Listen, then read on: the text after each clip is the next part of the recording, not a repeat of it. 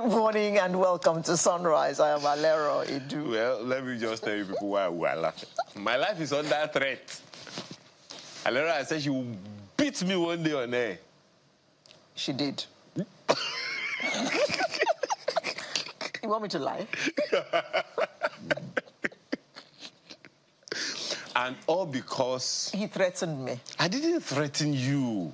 I just asked your 16 personalities. By the way, she got so busy having a quiet week. She was too busy with her quiet week to do the 16 personalities. So she got to it this morning, and I'm asking, these questions are too many. I can't finish it before the program. Exactly. There are too many questions. Please do yours and let us know what you come back with or come up with. Yeah, at 16personalities.com. 16 is 16, personalities.com. You'll be amazed. I'm still amazed that they said I'm an introvert by 54%. Moi, me. Okay, if they say so. If they say so, I mean. And they also say that the staff of Lagos State are enjoying. Yes.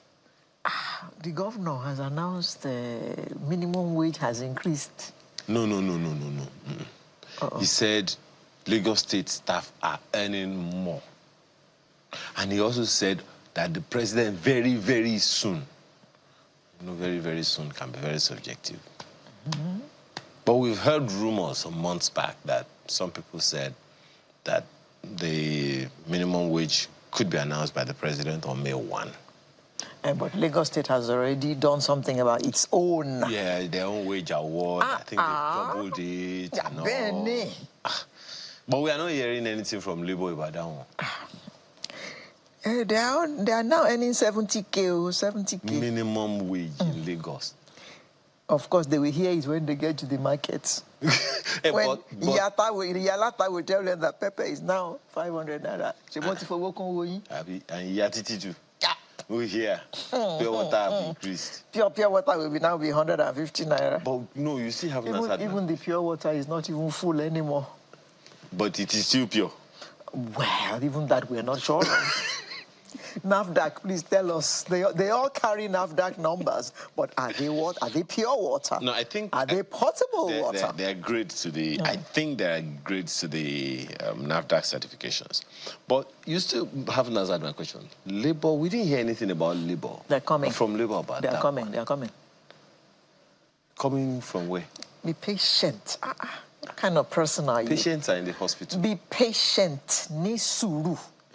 Thank you. They are coming to come and tell us that Lagos State staff are earning 100% increase in their wages. Yes. Have you heard that there are Yahoo academies and schools all over Nigeria?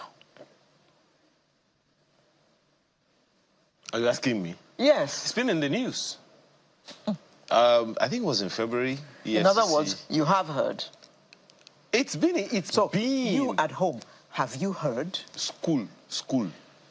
Academy. To teach people how to do fraud. In Nigeria. How to do Yahoo. What is Yahoo? Okay, it's not fraud. It's a business. I don't know. It's a business. How to do the business There's a difference between nothing and don't do nothing and don't do anything. There is a difference. Do nothing and don't do anything. Please. I doesn't understand. You're asking Charles. Excuse my English. Asking Charles. He will tell you there's a difference, grammatically speaking, between do nothing and don't do anything. Yes. Go ahead. Some people are already brainstorming on it. But how can this happen in our country? This is very embarrassing as far as I'm concerned. Schools and academies to learn how to defraud people? It's been in the news. Or to do the business of defrauding people? It's been in the news. I think there was even a judge in Uyo that fined the registrar or rector or whatever of one Yahoo Academy. That's what they called it in that state. And then sometime in February, the EFCC went and shut down Yahoo Academy also. In fact, that one is still... Makurdi? Yes, in Makurdi. That one is still on the website of the EFCC as we speak. And in the course of the week, we also heard that news. I think, you know, it goes back to values. We've had a number of guests come here and repeatedly talk about values. It's all about values, Alero. Values, values, values. And as one of our guests said once, you can't legislate values. No, you can't. You can't legislate values. And you can't become a thief because you're hungry. You're a thief because you're a thief. Exactly. So how that will be, how the orientation will change, that's another thing altogether. You saw that video of one little guy, they were asking him, what do you want to do in future? I want to be a Yahoo boy. Imagine. So what did he hear? What did he hear? What has he been hearing? What has he heard that made him take that position? That as his life's ambition. As his life ambition. What are the values that have been shown to him? I don't know who I was talking with in the course of the week. I got to talking about humility, and I think I've told you this before. That humility is not just one of those spiritual things in the Bible. If you Google now, humility, Forbes.com, humility, Forbes.com, the articles you will see for humility. Alera, the articles, the number of articles you will see on humility in business, you will be amazed. And you know that Forbes.com is not for SMEs, per se. Forbes.com is for top corporates, for blue chips. And for them to make humility such an important thing, I also found out in the course of studying that why is humility such a big subject in corporate business? And the thing, what did I come up with? That the top echelon in business in the world, they have what they call soft skills. And that is why you won't find those who have means, as some people say, good big money, not they shout. So, okay, so you see someone, a Yahoo boy, for instance, on the streets, and you see a Mark Zuckerberg. Which one would you tell differently? I can tell you a few differences that I would say in the two of them. Exactly. Because one of them will want to let you know, I got it. I got it, baby. The other one will say, well, whether you know or you don't know, it don't matter. Exactly. One T-shirt and jeans. And one pair of jeans, and I'm cool. It's good to go. I'm cool. You know, so it just goes back to values, if you ask me. Just before we go to the menu, I have to just I have to tell you that, I hope that Lagos State is listening, because this is really for their attention. The Lekki Master Plan seems that it is being tampered with. Between Marwa and Freedom Way, the stretch of land that's been reserved, well, it's the setback which has been reserved for expansion of the road, for green areas and stuff like that, and a tram system is being sold. And somebody is actually there with 15 mopole. He has put up a 40-foot container where these mopole people are housed, and they are digging and they're trying to build on that setback. And the master plan of that area states clearly the purpose for which that road, that piece of the setback, those setbacks have been reserved, and it will affect the plan for that area, seeing as the deep sea port is coming up, the refinery is already up, the airport is coming. There's a lot that Lagos State wants to do in that area, and they will certainly need a wider road, because that 3-lane road, even now, is not doing much to those who use that access. So Lagos State, please, we'd like you to look into this and let us know exactly what is going on, whether you yourself have agreed to tamper with your master plan.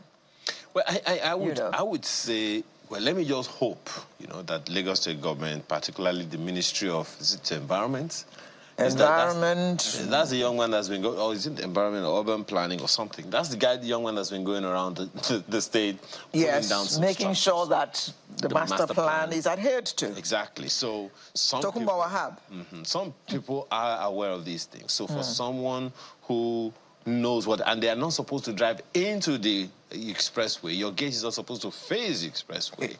Your gate is facing an inner street, so that you do not exit onto the expressway. Meanwhile, what these ones are doing will cause that to happen. So I guess even in Festac Town, there are some roads that you don't drive into the expressway. But hey, what do I know? I'm just a presenter, right? So you were talking about the menu. We're going to start by looking at the plans for new national identity cards. So, what is that about? Oh, yeah. I mean, some people saying that the government wants to give us 3 brand new ID cards. You have to go and... Why do we need 3? No.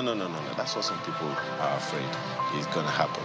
Then, developing oil communities. I'm very sure this will have one thing or the other to do with the PIA. But hey, there's that.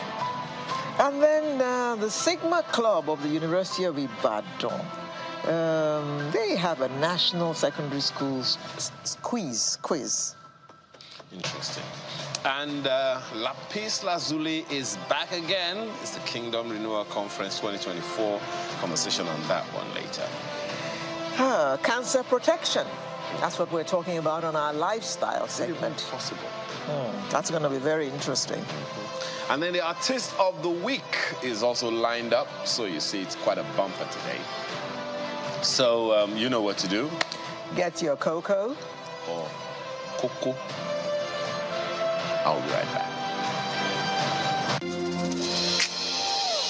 You are who you are. Yesterday, today, and forevermore.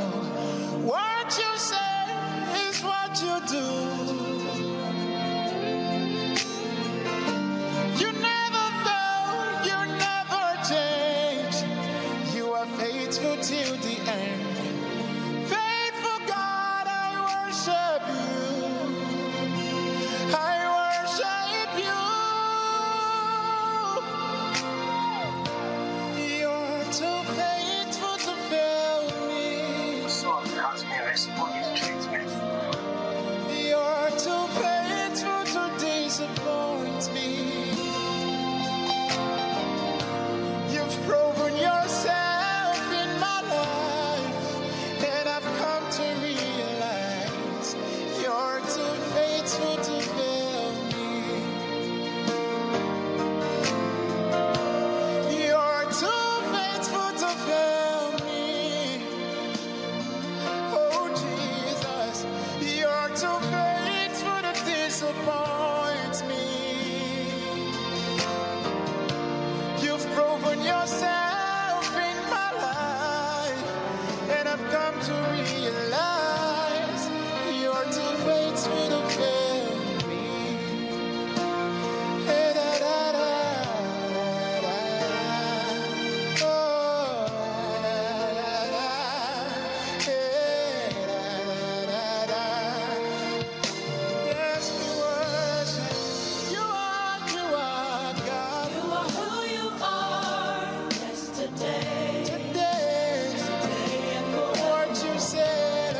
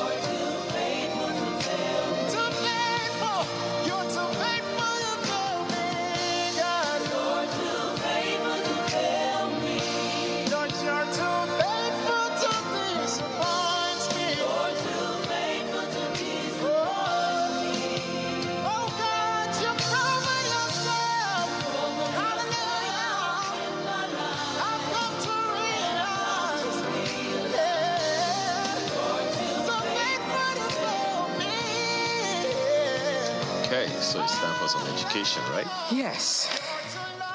So, the federal government is planning to launch 3 new national identity cards in May this year. That's next month.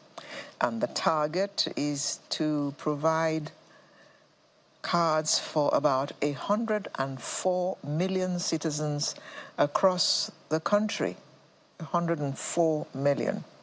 The 3 new National Identity Cards initiative, planned by the National Identity Management Commission, NIMSI, includes a bank-enabled national ID card, a social intervention card, and an optional ECOWAS National Biometric Identity Card.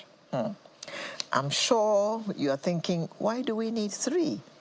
Well, this is among the questions we're going to put to our panel this morning, and it's my pleasure to welcome our panel, which is in Abuja, consists of Mr. Peter Iwebu, Head Card Management Service, NIMSI.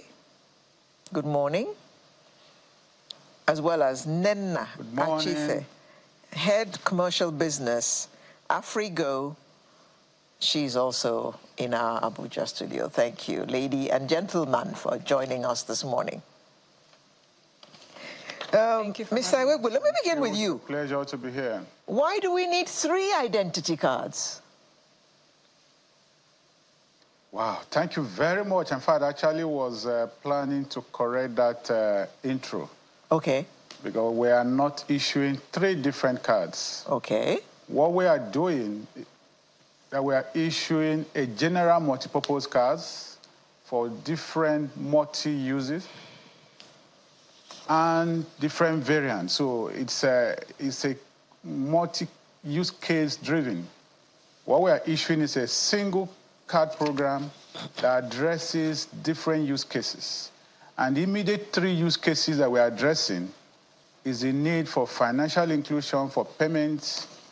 That's one. The second one, the need for social and economic intervention to address the administration of palliative support and benefits that the government is providing. And the third one, which is what the third use case, not card, is a closed loop kind of thing where you issue a specialized kind of card for people who want special needs. For example, ECOWAS is for those who want to travel outside the country, who want to travel within the ECOWAS region, who needs a card, just like the travel card I used to have before. And we're not the one issuing all these cards. We're issuing these cards along with the functional people who have responsibility to provide those services. Our role in NIMSI is to provide the foundational identity to the financial sector for them to be able to issue the payment and financial card for financial inclusion, provide also a functional identity for the government agencies who have been empowered with the responsibility to administer this benefit and palliative for them to issue the card.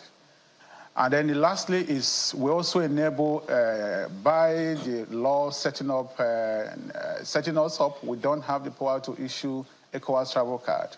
We will work with the agency, which is Nigerian Immigration Service. We provide them again verifiable identity for them to be able to issue ECOWAS card for those who need it.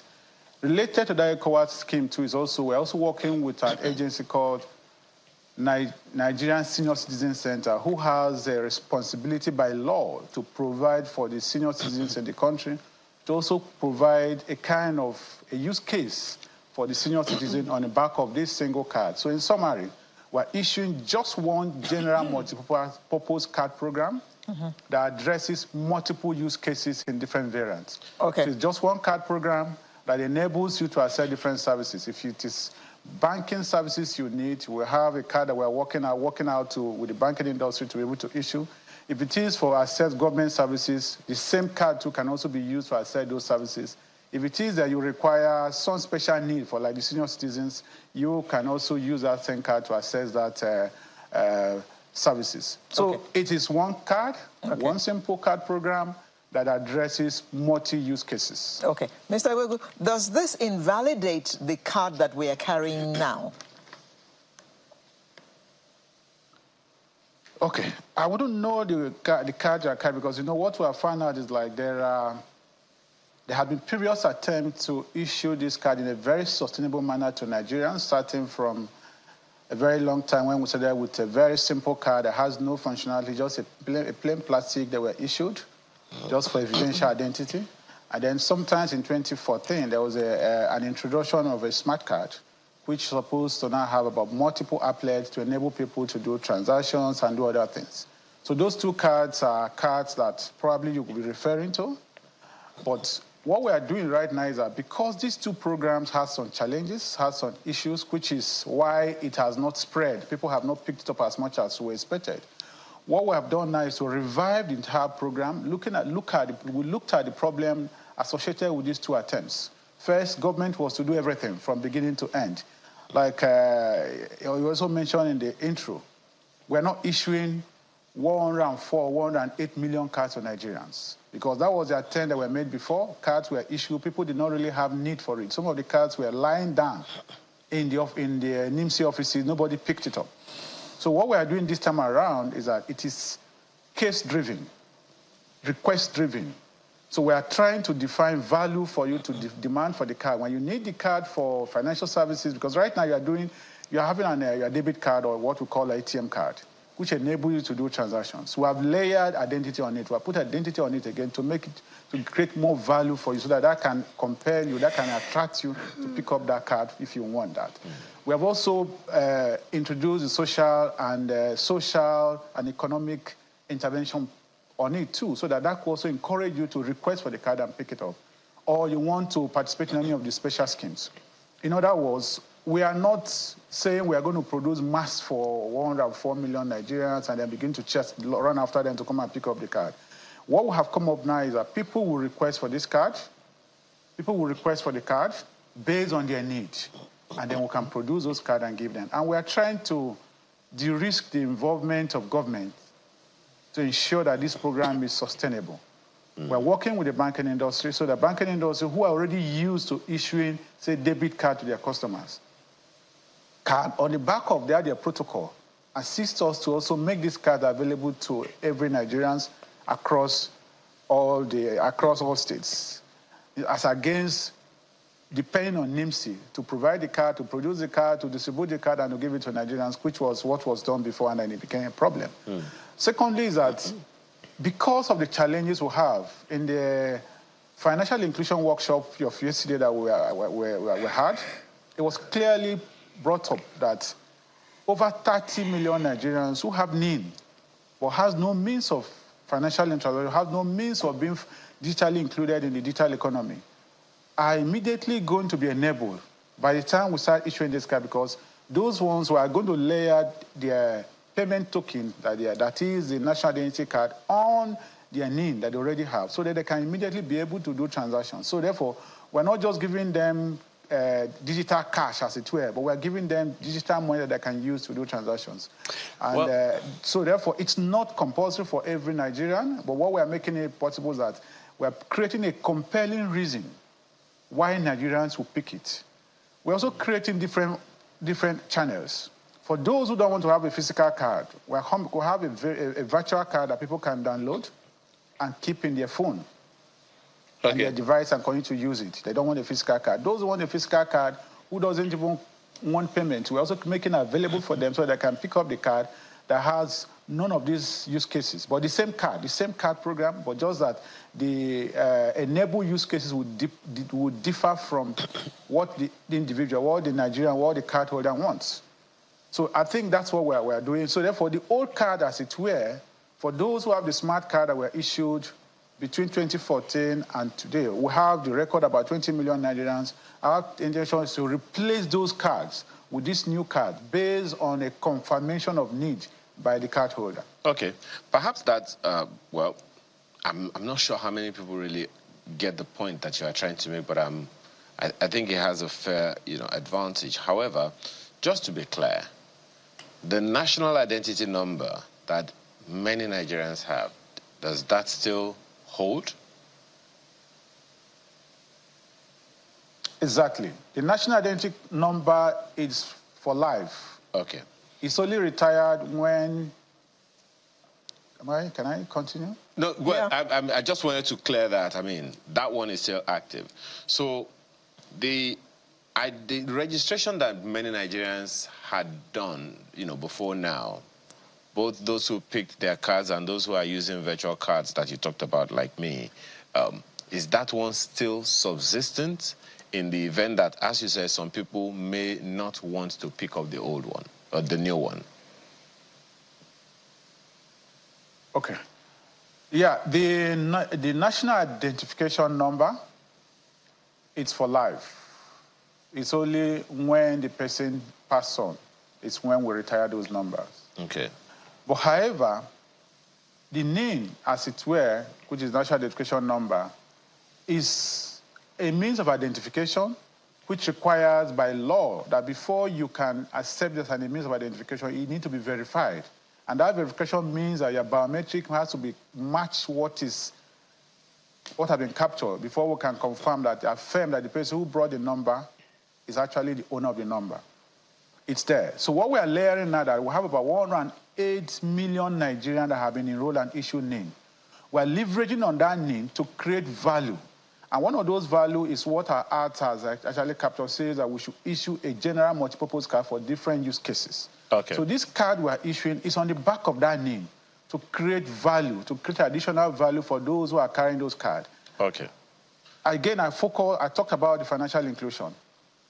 In that workshop, it was clearly captured and explained that, okay, if you have 180 million Nigerians with a NIN, potentially those 180 million naira, let us assume that they don't have, if they don't have a means of transaction, they have a bank account, whatever, on the back of that NIN, we can immediately create value, create use case for them so that they can become financially included and be able to participate in the emerging digital economy. Okay.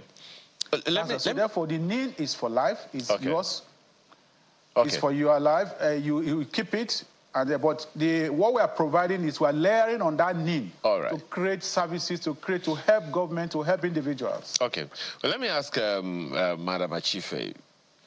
I'm sure you can appreciate the confusion that the Nigerians, some Nigerians may be having about this. For instance, when the issue came up the first time and people were hearing, oh, we have to do this, we have to do that, we have to get another set of cards. Of course, the natural apprehension is there that, what's this one again?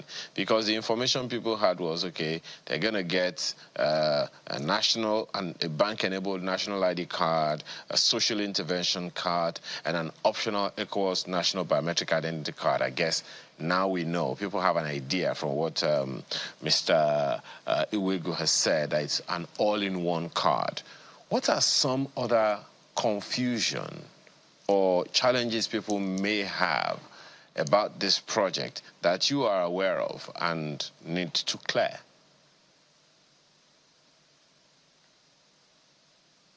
Okay, thank you so much for that.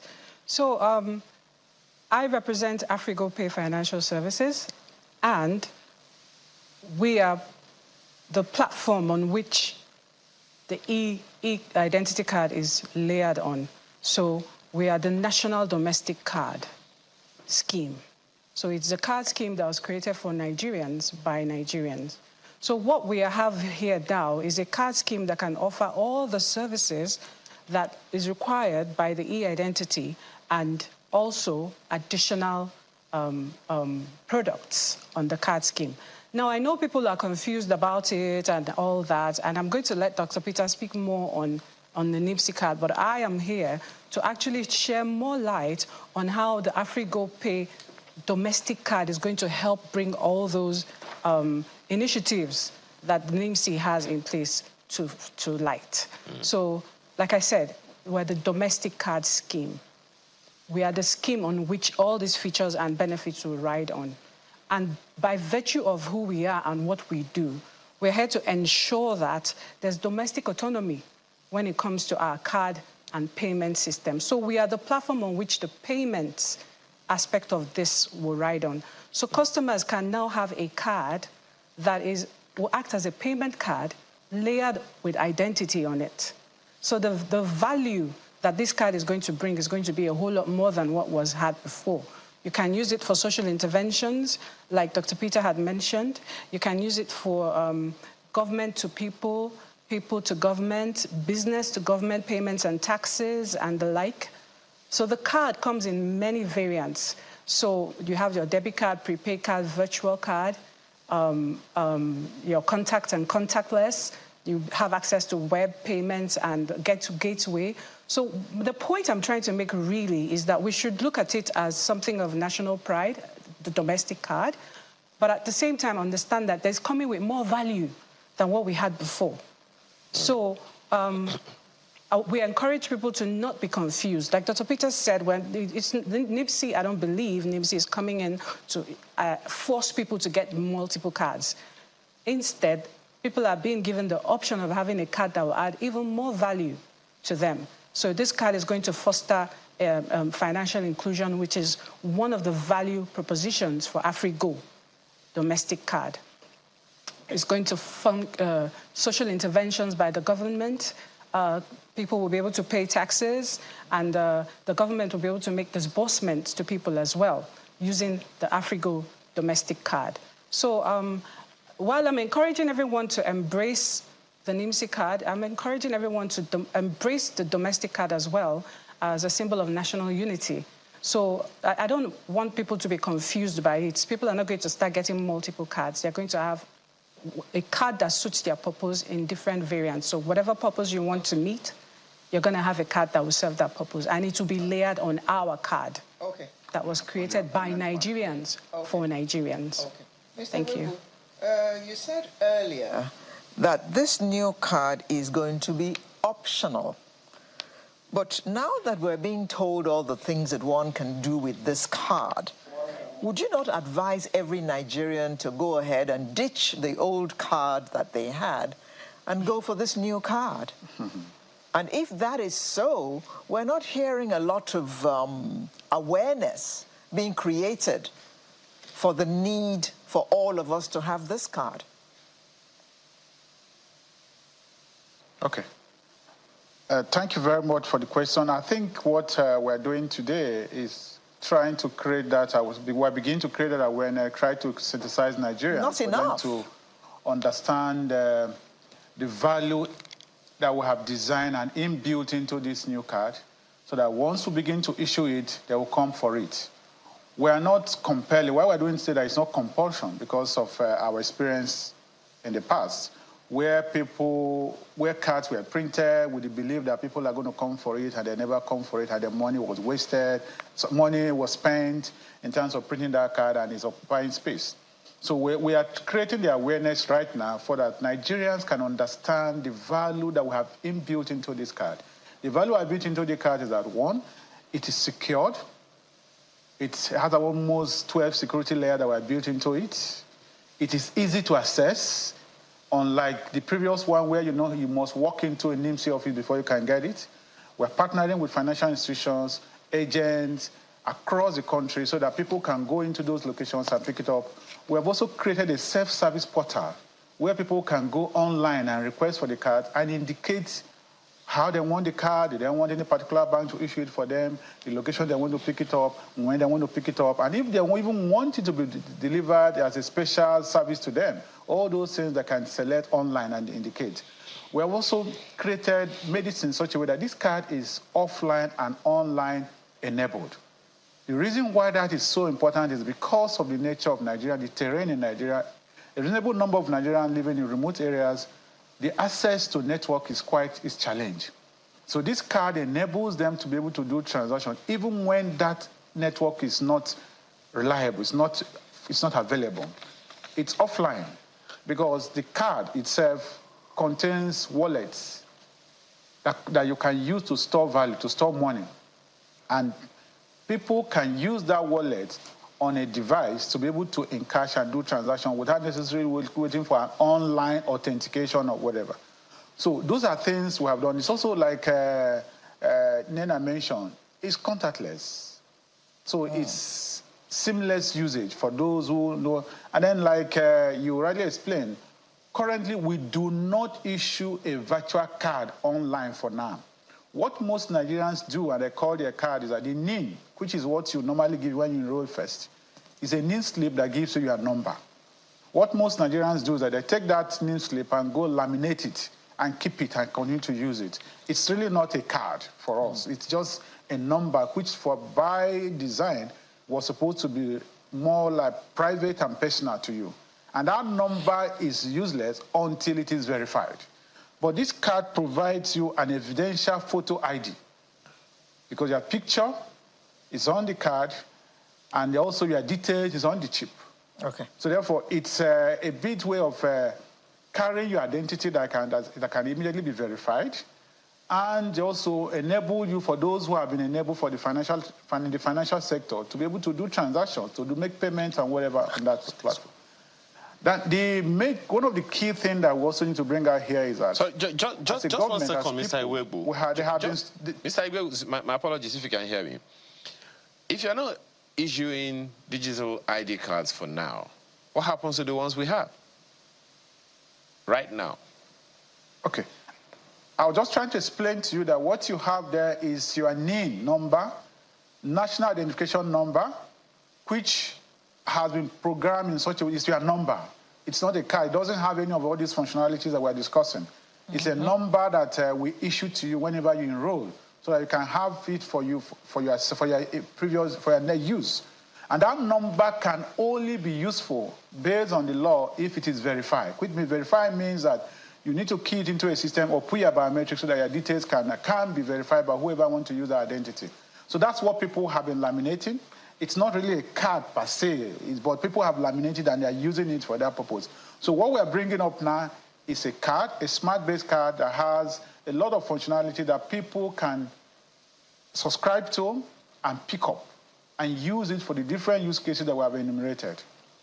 So the name slip that people have been using, we're not saying it's not, it's a name slip, it's a number. It's just a number that people laminate. But a card for us, a general multipurpose card for us goes beyond just a number. It includes a number and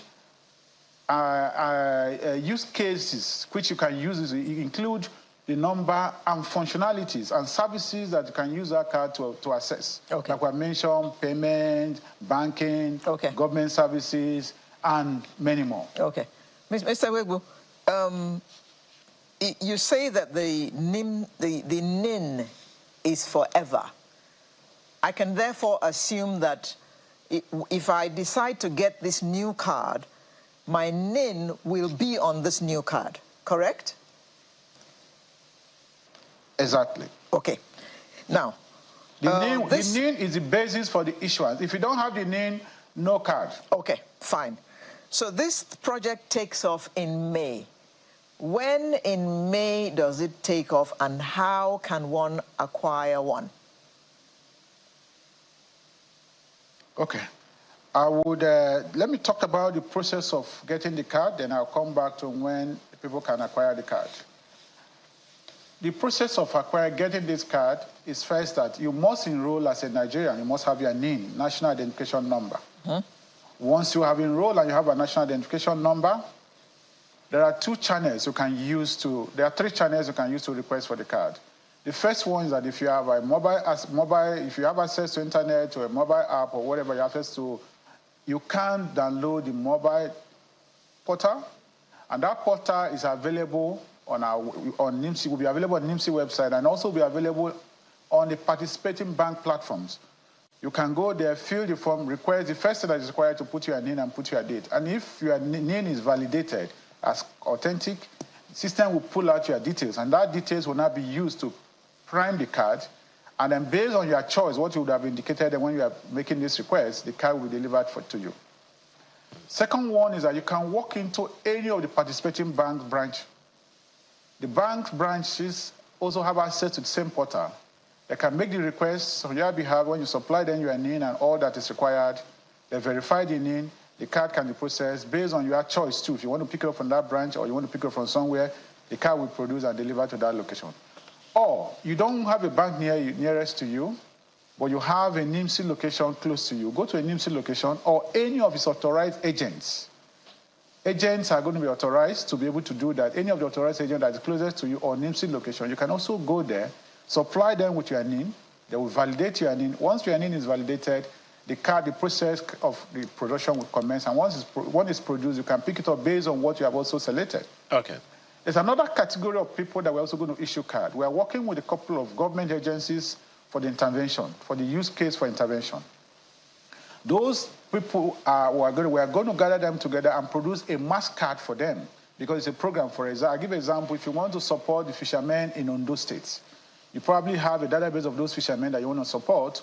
We're going to get them. If they have a NIN, we'll use their NIN immediately to prime their card. If they don't have a NIN, we enroll them, issue them the NIN, and we produce the card.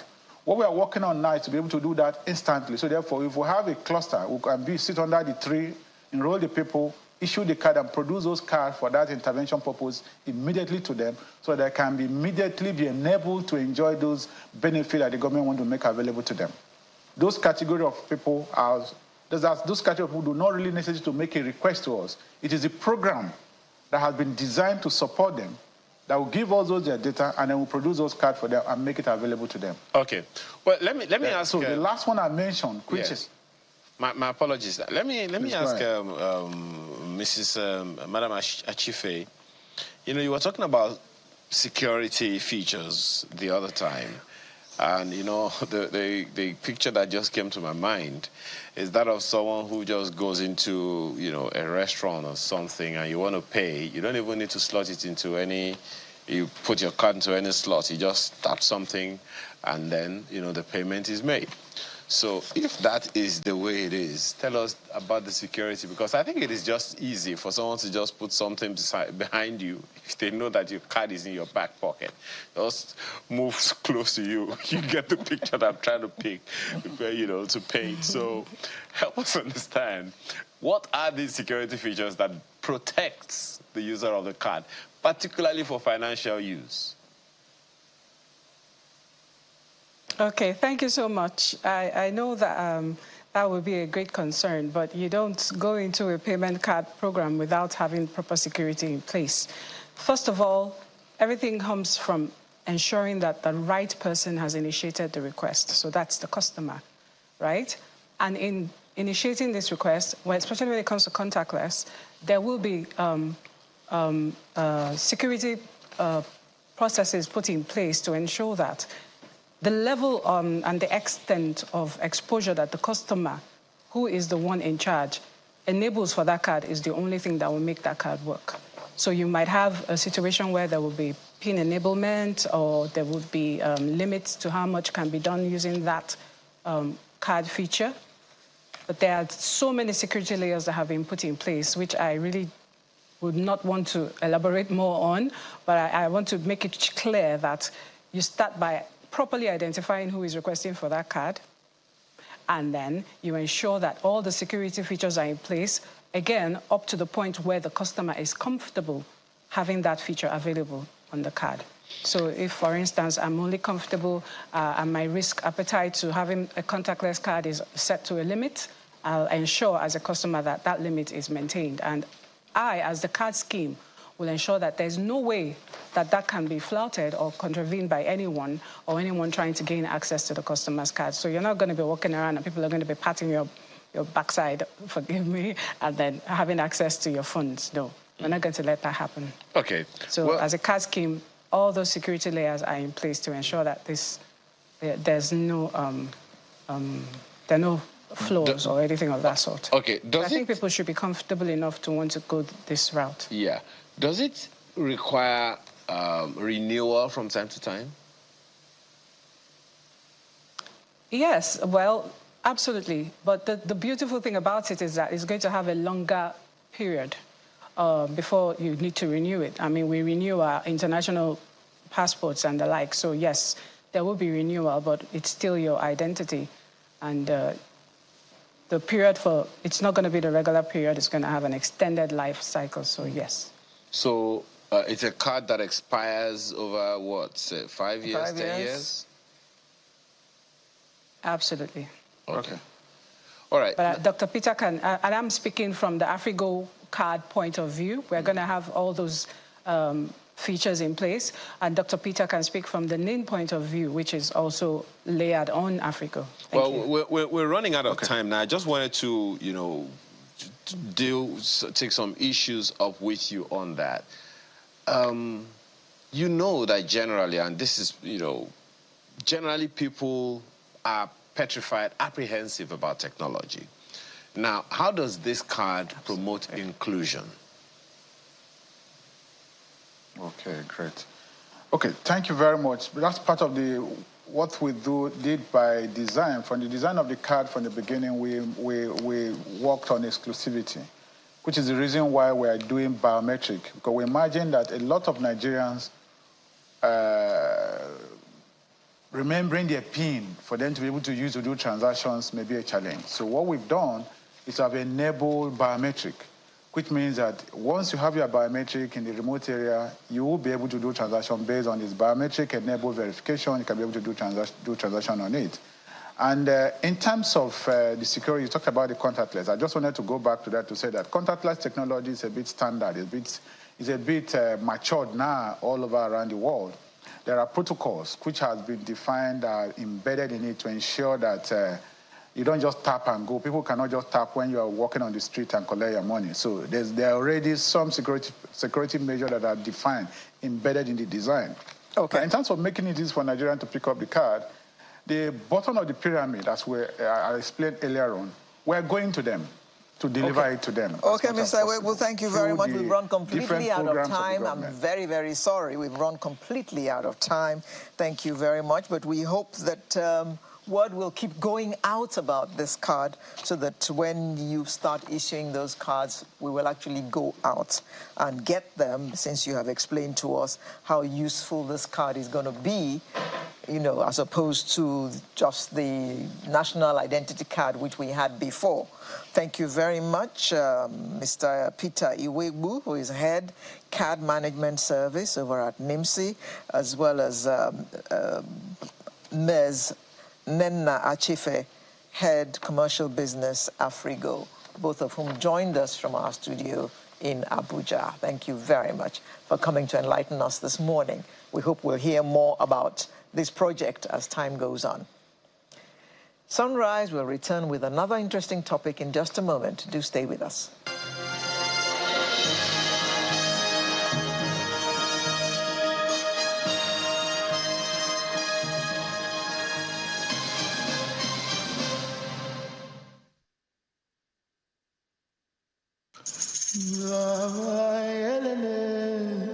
One platform, three venues, three summits. Summit 1, the theme, Women in Business and Women in Tech. Summit 2, Intrapreneurship for Senior and Middle Managers. Summit 3, Entrepreneurship, Building a Business from Scratch.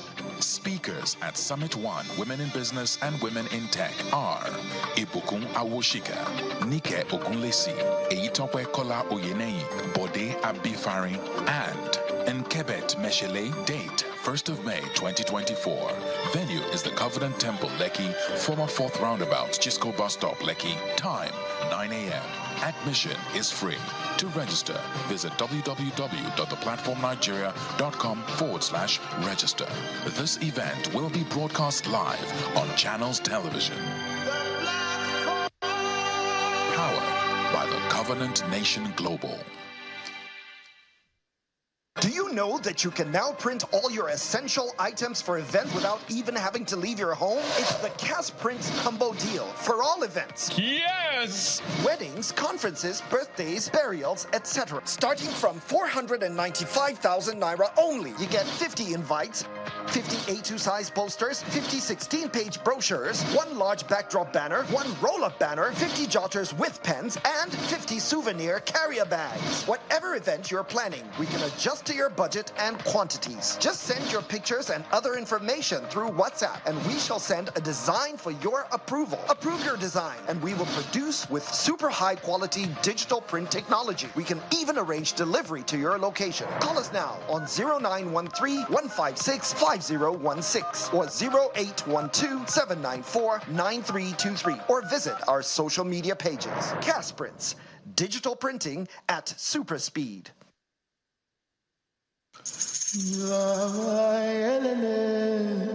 One platform, three venues, three summits. Summit 1, the theme, Women in Business and Women in Tech. Summit 2, Intrapreneurship for Senior and Middle Managers. Summit 3, Entrepreneurship, Building a Business from Scratch. Speakers at Summit 2, Intrapreneurship for Senior and Middle Managers are Mrs. Rolake Akinkube Filani, Mrs. Folake Shoeton, Mr. Osinachi Ibeneme, Mr. Olumide Balogun, Mrs. Ndidi Ukaonu, and Mrs. Bemi Atibomo. Venue is the Marriott Hotel, Joel Ogunaike, GRA Ikeja, Lagos. Time, 9 a.m. Admission is free. To register, visit www.theplatformnigeria.com/register. This event will be broadcast live on Channels Television. Powered by the Covenant Nation Global.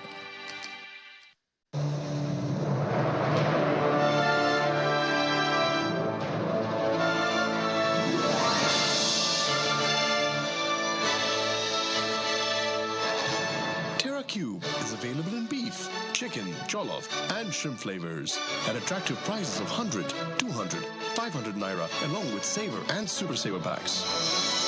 TerraCube, unwrap joy, unleash taste.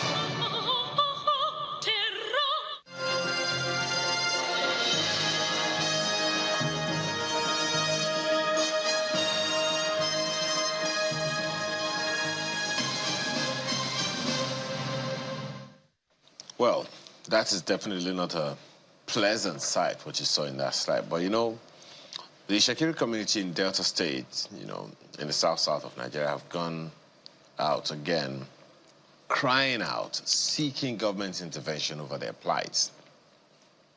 And according to them, they're being deprived of their rights and benefits as oil-producing communities by successive governments. Now, we have with us an environmentalist, Mr. Colin Sedema, who is a key stakeholder in the community. Thanks for joining us this morning. Thank you very much. Good morning, everybody. Good morning, Nigeria. What is happening?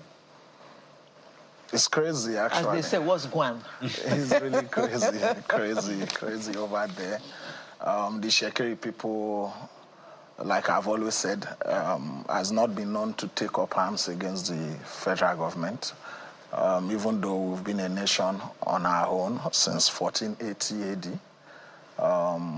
When Prince Ginowa came and formed Wari Kingdom in 14 AD, he met some, of course, Shekiri people on ground that have been there since around 1000 AD too, you know. So oil exploration in Ishekiri land or Wari Kingdom started around September 1963 when Gulf Oil Company discovered oil in what we call Ockham Field. Gulf is now Chevron because Chevron acquired the whole of Gulf assets around 1993. Now, it is not only Chevron that operates in Shekiri land. Point to note, we have other companies, but Chevron mine about 60% of oil and gas in Shekiri land. And Shekiri land stretches from Ologbo in Edo State to Ugbege in Bini River and then to Borodo in the Escravos River. It is about 1,500 miles. This land is vested under the crown of the Olu of Wari. All the lands in Ishekiri, they are vested under the crown. When Chevron came, it was actually the Ishekiri Communal Land Trust that signed for their land too, that gave them land in Escravos. Now, to the main issue. If you follow my press conference, I think on the 16th of April, we stated a lot of things. For instance, let me zero on Chevron. Chevron takes about 400 barrels. Sorry, Mr. Edema. Yeah. Is it about these companies or about the impact on the community? It is the impact. That's what I'm going to let's talk about the impact. Okay. Let me give you why I'm referring to Chevron.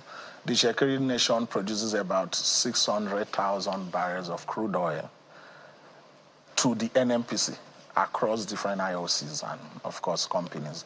But out of this about 600,000 barrels, Chevron takes about 400,000.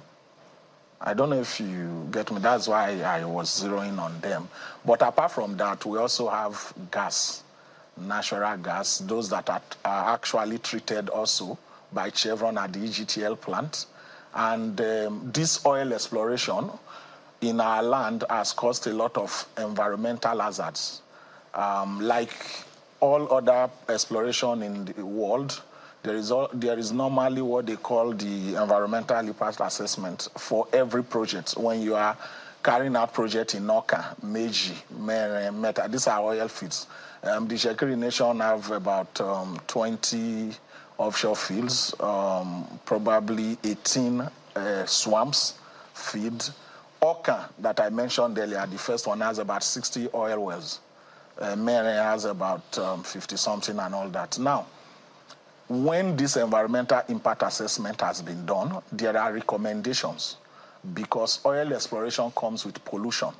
Pollution from drilling, pollution from flaring, pollution from venting, pollution from the refinery.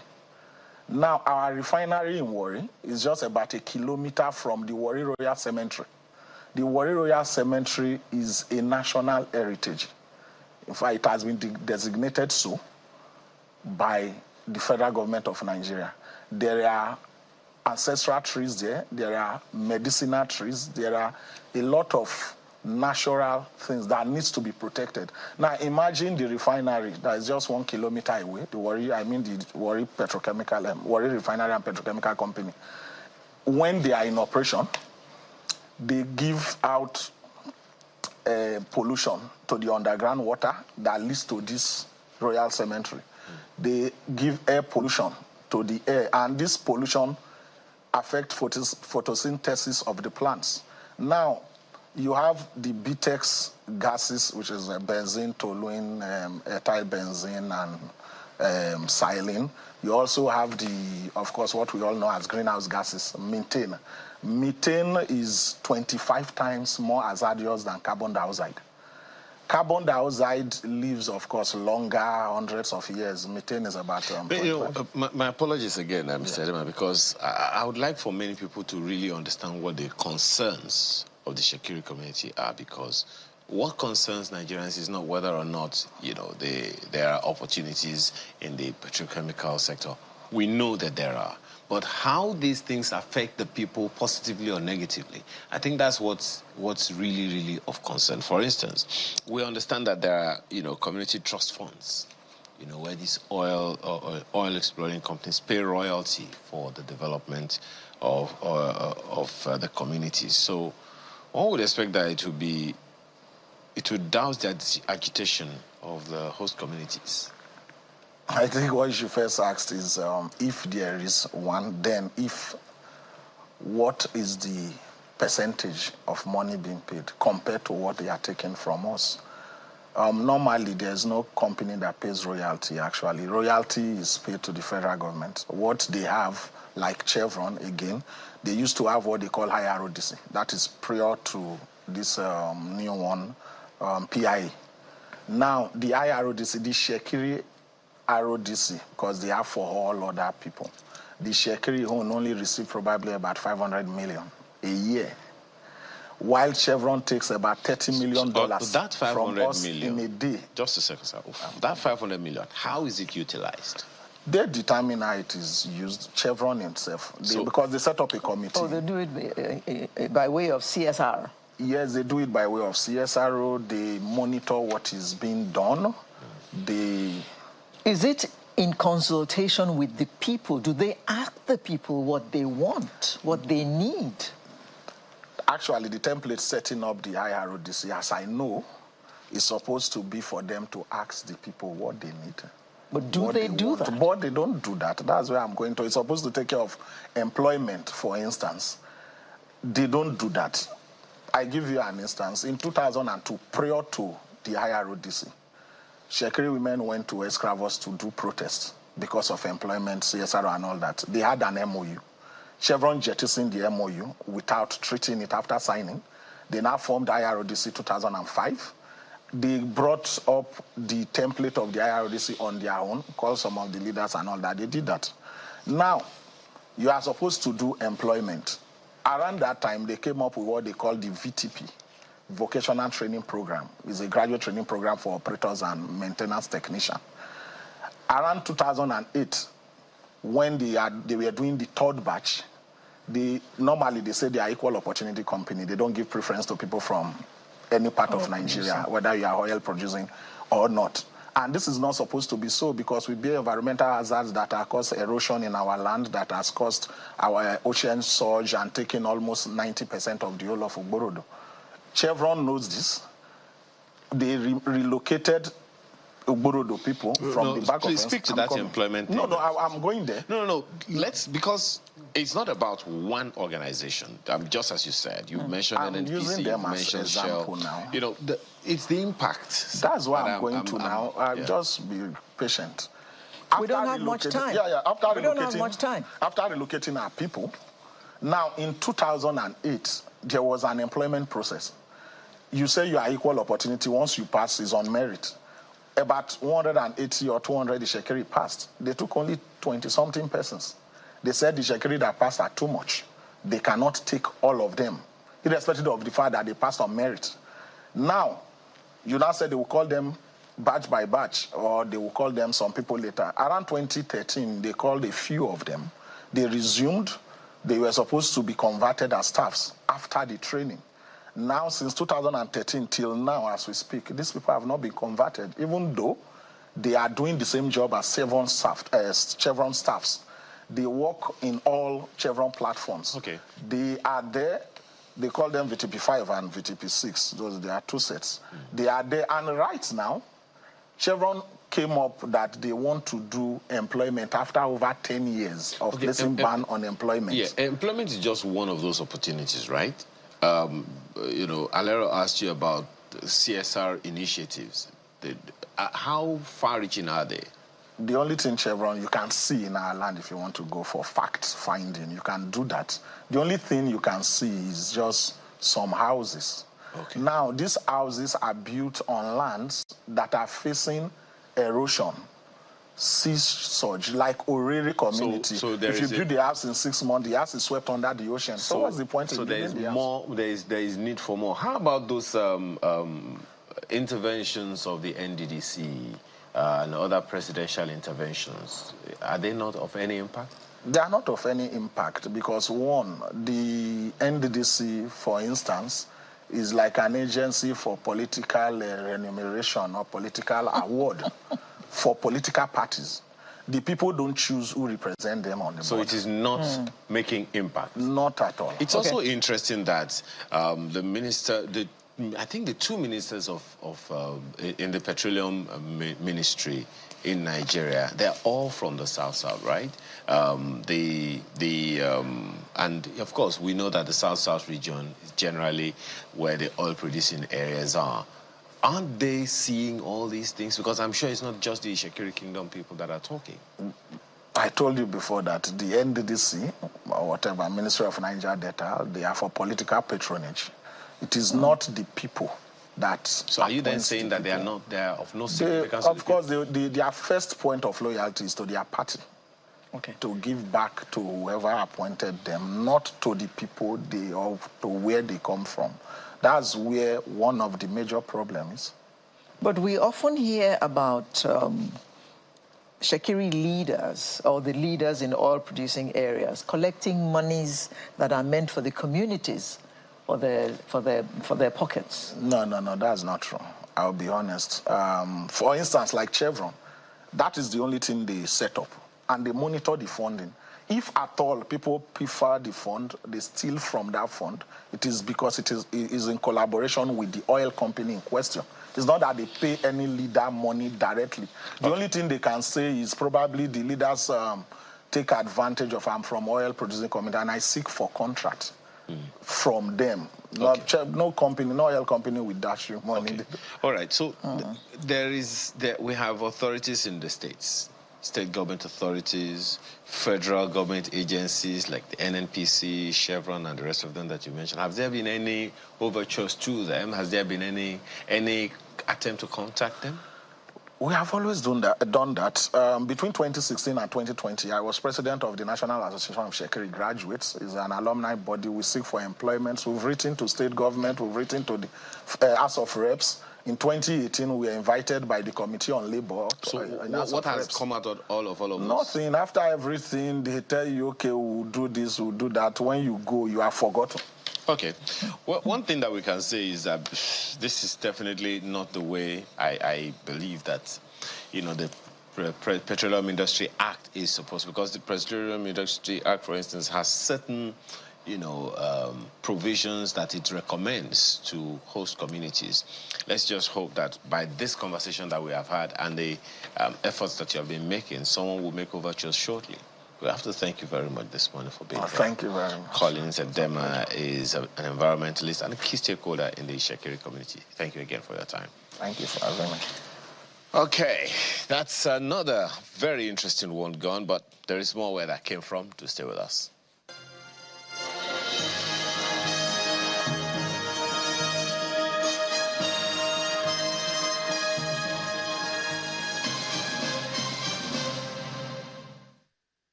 Sweet day like beans and rice. And those people, I will never leave your side. I will never ever. I dedicate my time, forever, time to you, my people. Even if the road is rough, I know mine. 'Cause together we shall stand. Make we all come out on election day and vote Olumide Osaigbavo Akpata, Una guy, as governor of Edo State. He ready to change our story and bring better life for we and our Pekin them. Vote Labour Party, the party for Papa, Mama and Pekin. Make we vote well, oh. Oludi, confirm. Now you be our guy. Labour Party, forward ever. Olumide Akpata. The Duchess International Hospital caters to every aspect of the family's health needs.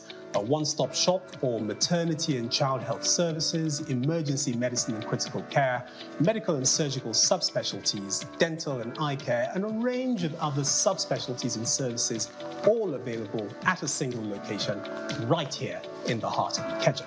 And it really doesn't matter if you're paying out of pocket using your HMO or private insurance. We focus completely on providing that world-class affordable healthcare for all the family at all times.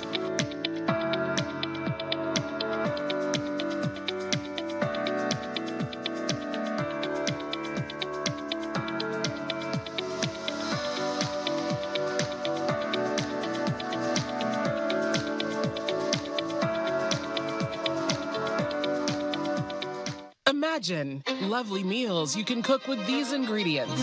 You spend heavily, but no guarantee of a tasty meal. Not making a right choice of seasoning cube can ruin your meal, money, and confidence. For a tasty meal, do not compromise. Choose Gold. Use Terra Gold for the rich, consistent taste your loved ones crave for. Good for soups, stews, and jollof. Terra Gold. One cube, endless possibilities.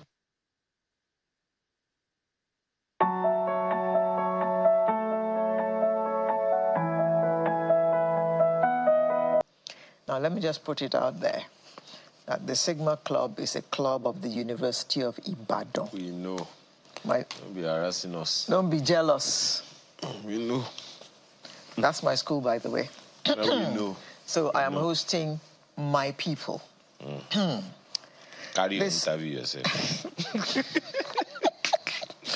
Somebody is certainly jealous. The Sigma Club Rosalind Otuohu National Quiz Competition. The Sigma Club, by the way, is a social and philanthropic undergraduate students organization at the University of Ibadan. It was founded in the mid-1950s. by 15 founding undergrads. By implication, they are the oldest surviving university students organization in sub-Saharan Africa. The club breeds a fraternal group of gentlemen and places a high premium on good character, discipline, and integrity. Now, the focus today is the Rosalind Otuoku National Quiz Competition. And to tell us about that, I'd like to welcome Sigma Chief Moses Eniola. Good morning. For hosting us. As well as Goke, loyalist Goke Olaoluwa. Thank you very much. Good morning. Thank you. Don't they all look rather dapper? And they still look like Sigmites used to look when I was in university, what, 50 years ago? They still look the same. All prim and proper, their suits and ties, everything in place, like perfect gentlemen. Can you just get on with this interview? Thank you very much. I just have to make that comment that the Sigmites were a different breed. Are you done?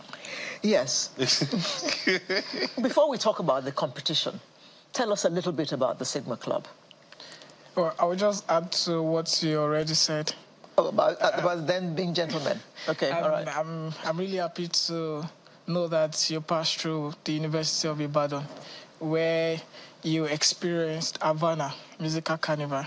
So, Sigma Club is a social philanthropic organization, the oldest surviving student organization in the sub-Saharan Africa. It's a platform where leadership and entrepreneurial skills are taught, where you build yourself to become whole. And this has been done through the mentoring from old Sigmites. From 1950 up to date, we have over 1,000 old Sigmites all over the world. But we only have one Sigma Club in the University of Ibadan. There is no Sigma Club in any other university. And the motto of Sigma Club is for that is pure. And that is why you see integrity, discipline, and then character. We place high premium on those 3 key things. So, yeah. So, can I ask you, in that same light, I mean, 50 years till now, it's quite a length of time. What would you say has, I mean, if Alero can still be gushing over the fact that what it was is what it still is, what are the things that you would say has helped it to remain in its pristine form over the years? Thank you for the question, sir. You see, Sigma Club is the only student organization without any written constitution. We only have traditions and ideals. And the Sigma Chief is the embodiment of the Sigma ideals and tradition. So we operate through traditions, by words of mouth. A vice chancellor once said, a former vice chancellor of the University of Ibadan, he said that if every student of the University of Ibadan could be loyal Sigmites, there won't be any need for the Student Disciplinary Committee, SDC, because they understand the value we place on those 3 things that I mentioned. So what has sustained the club is the tradition, and they are not written. Well, loyalist. Thank you very much, Kayode. One of the things that makes me very proud of Sigma Club is to see the fact that the way our founding fathers 74 years ago did things, the quality, the integrity, and everything that has to do with what the ideals of Sigma Club is what we still maintain. And just like my chief have said, we operate by tradition, not by constitution or laws. No law at all. So how are people kept in check? Thank you very much, discipline? Kayode. Or what? Yeah, this is how it operates. You could only graduate from University of Ibadan. You can't graduate from Sigma Club. once you have the magnanimity to graduate based on your loyalty and your being very, very proactive. So once you graduate, we have old Sigmites that we keep on coming to our meetings. Tell us how they did things 20, 30 years ago. As I am talking now, I am quite sure there are hundreds of old Sigmites who are listening to me. When we leave here, we will have meetings. Which old Sigmite will come? Anything I say wrongly, they will correct me. You know, I'm going to... We need to have a national symposium on how these are... Why are you laughing? Because, I mean, indeed, I mean, you have just said something. You said something earlier, that what was is what still is. Yes. Please tell me, you are way older than I am. What are those things in Nigeria that were in the 80s, not 50s, though, that still are? Anyway, don't answer that question yet. Let's talk about this inspiration behind the Roslyn Etoku Sigma National Quiz Competition. Well, the major inspiration behind it is the development aspects of secondary school students. So we started the quiz competition based on the fact that we saw a need, a dire need, to address some issues in the community. We noticed that most of the secondary school students are not motivated again to pursue their education. Rather, they believe in entertainment and some other, extracurricular activities without even placing high importance in their academics. Good. So how does the competition help them? How does it contribute to educational development? The healthy competition among the secondary school students. Okay. Now, we started with just 11 schools in Ibadan. Now we are going national, whereby we invited schools from all the 36 states, including FCT. We had our first stage last month. So whereby we went to each of those states to conduct exams for them. You see, there is more to education than just reading. There's an aspect of you practicalizing what you learned. Them showcasing their talents is another thing. So it goes beyond the four corners of classroom. So we give them opportunity to actually showcase their talents to the society. Okay.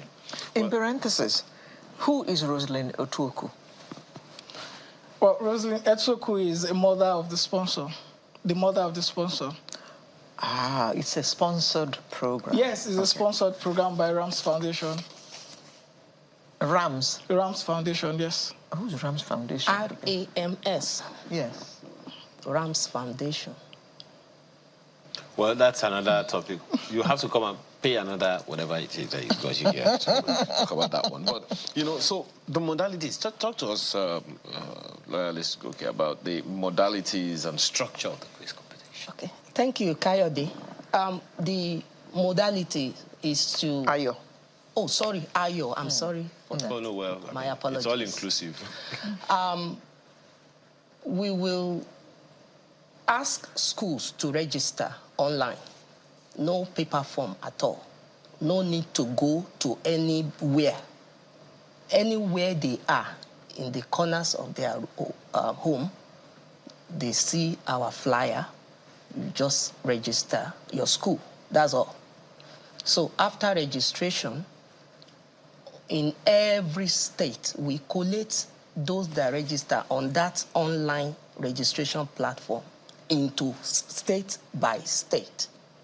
So we fix a date in which we do all the exam on the same day because it has to be the same questions. So the same time. So our members went to every state in Nigeria, including FCT, making 37 states. So we conducted the state stage. So when the people who won for each state they've qualified to represent their region, geopolitical region. Yeah. So, depending on the geopolitical region now, in Northeast, we have 6 people. Northwest, we have 7 schools. In Southwest, 6. In South, 6. In Southeast, 5.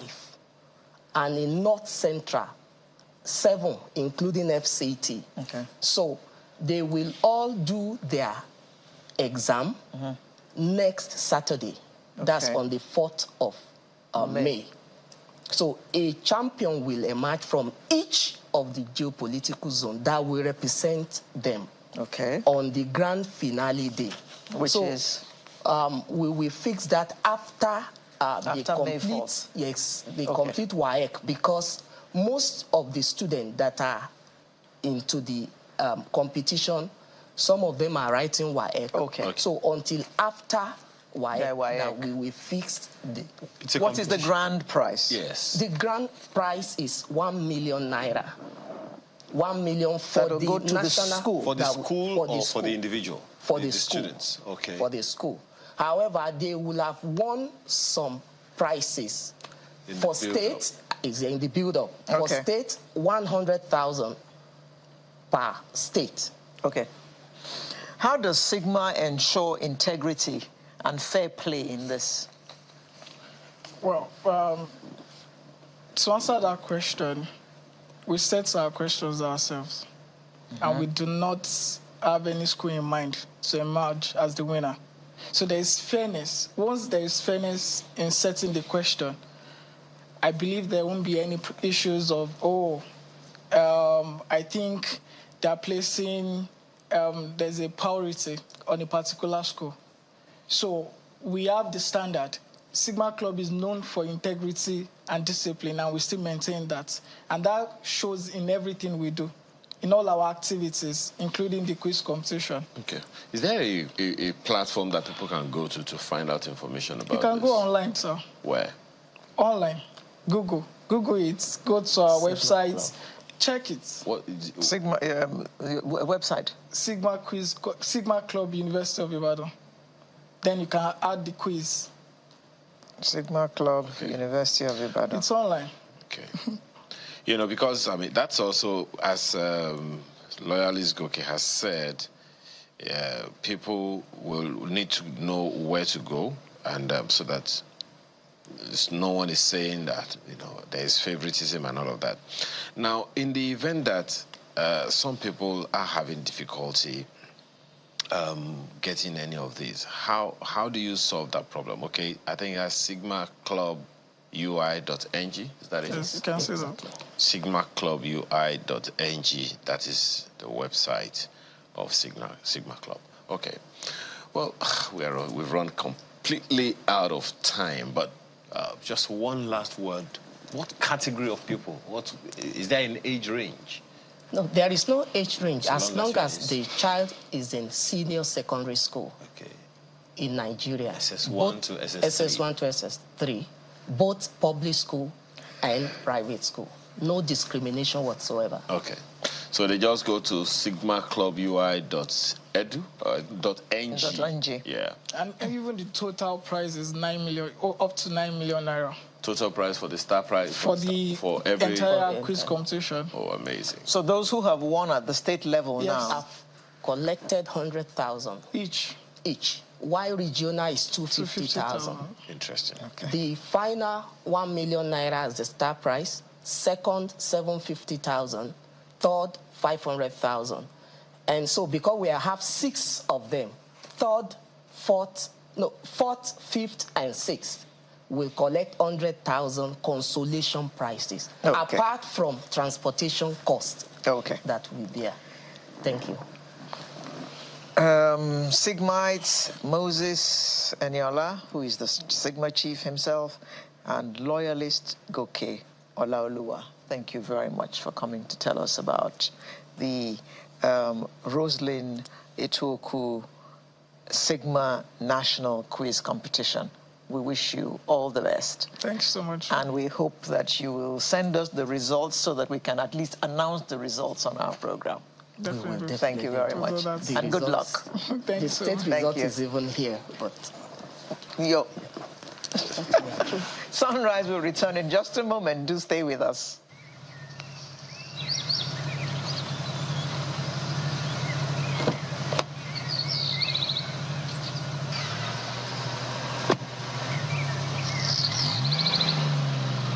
Uncertainty. Only God's love and power can transform us. La Peace Lazuli Ministries invites you to the Kingdom Renewal Conference 2024 with an evening in Lagos at TBS Marquee. Date Tuesday 7th May. Time 5 p.m. to 9 p.m. And Port Harcourt at Aztec Alchem Event Center, 77 Ken Sarawiba Road. Date Thursday 9th to Saturday 11th May. Time 8 a.m. to 8 p.m. daily. Ministering live in Lagos and Port Harcourt. Dr. Tom Jones, Catherine Runala, David Wagner, Charity Cook, and Venerable Tunde Oduwole, ministering virtual in Port Harcourt, Dr. Randy Clark, and Bill Johnson. Register now. For registration on live streaming, go to www.lapislm.org. For inquiries, call +234 703 437 1401.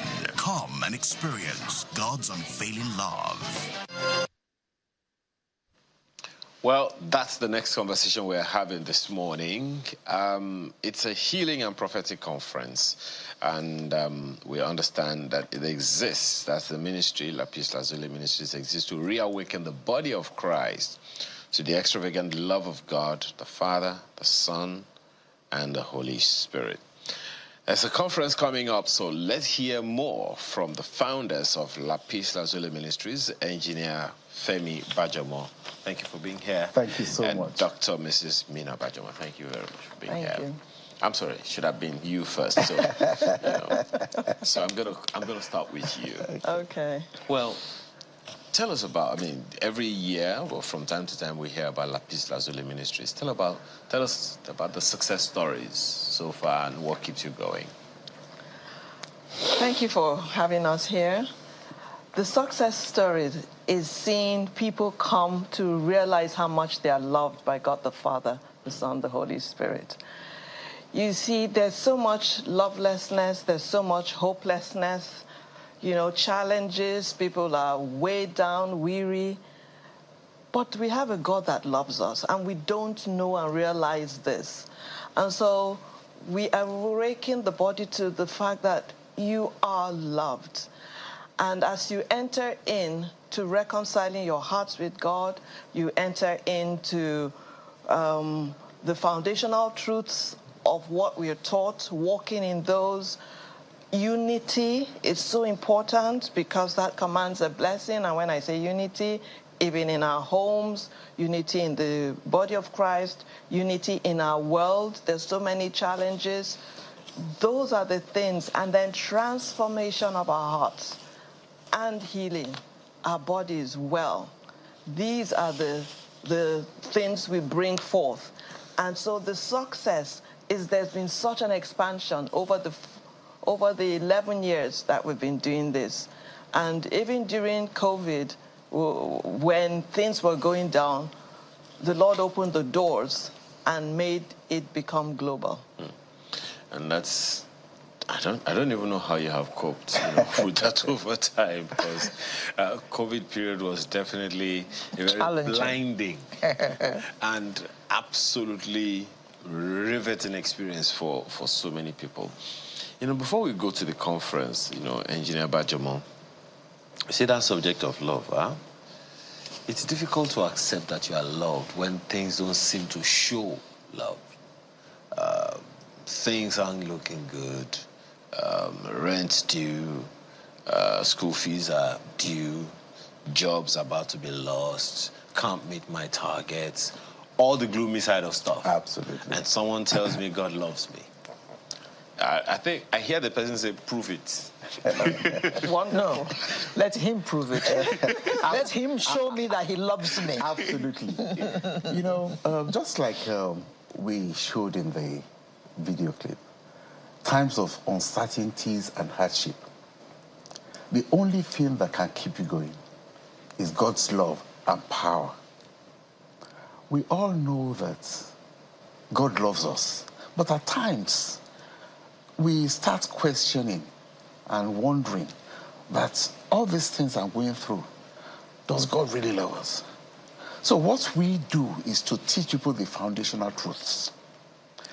It is said that God so loved the world that he gives his only begotten Son, that whoever believes will have eternal life.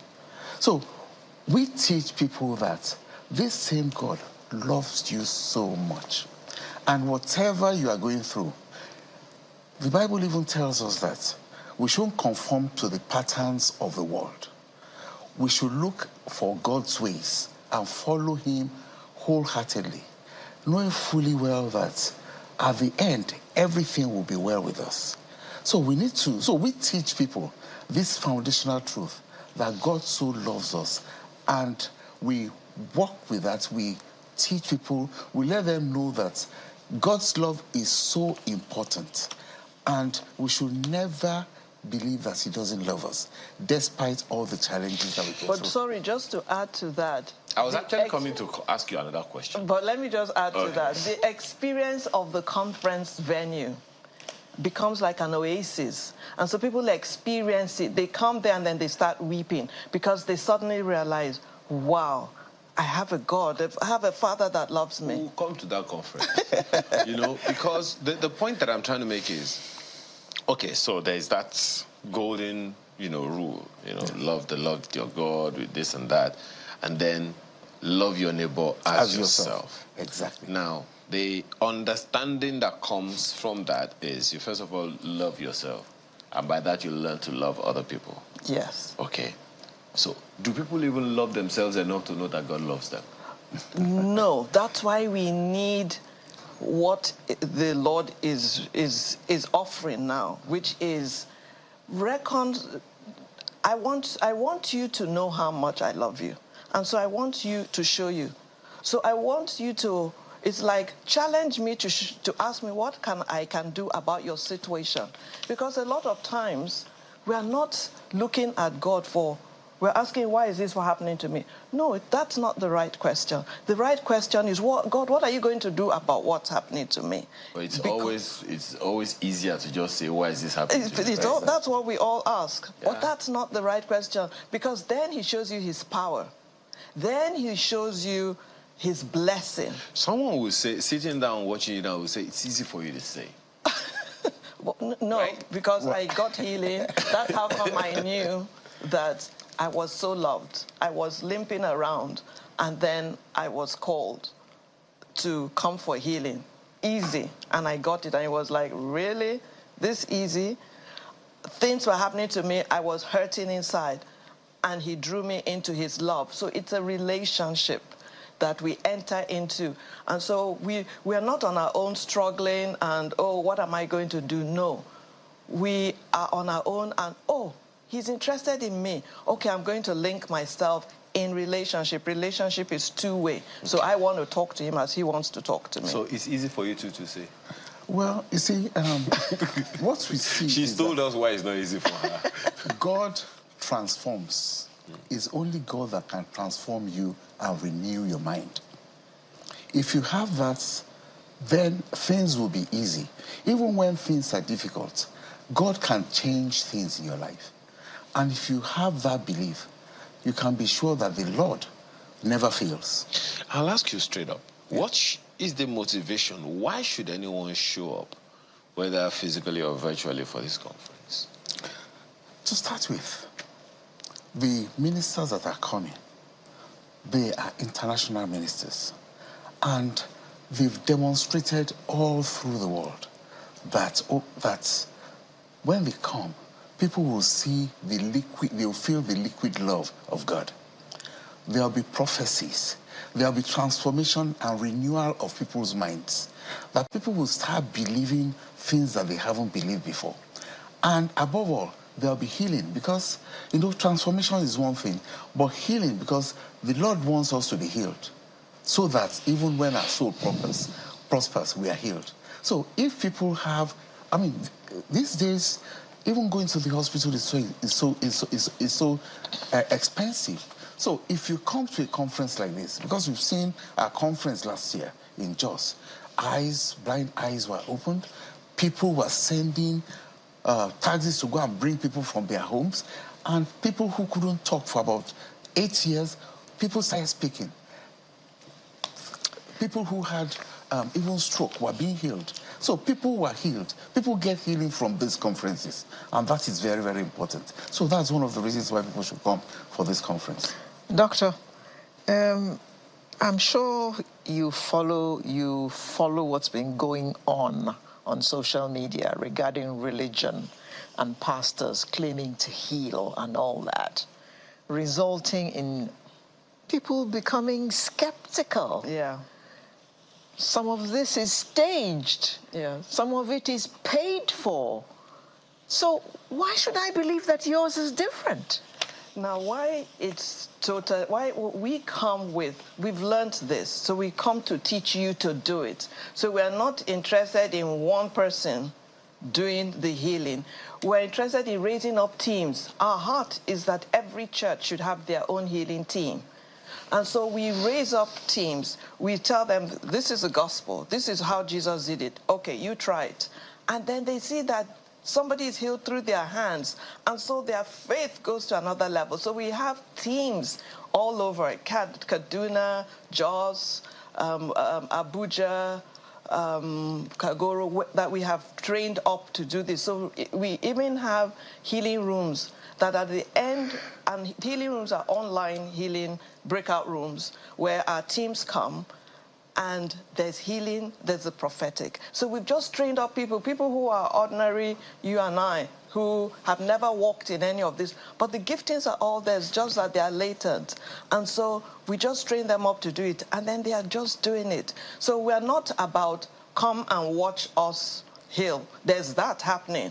But then the more important one, why? Because there's so much healing out there. How many are we going to wait for ministers to come and go before people get healed? No. Rise up in your church. You have the same Holy Spirit. You have Jesus. You have everything. So why aren't you doing it? That really is what we say to the body of Christ. Why are we not walking in the fullness of the gospel, the power, the love like we see? So let us all get up and do this together. So give us the information, Engineer Bajama, about this conference. Now, this conference starts on the 7th of May in Lagos. In Lagos, we're going to have a Lagos evening of healing and prophetic at the Tafawa Balewa Square, Maki, from 5 o'clock to 9 p.m. We are having this because the ministers are coming in.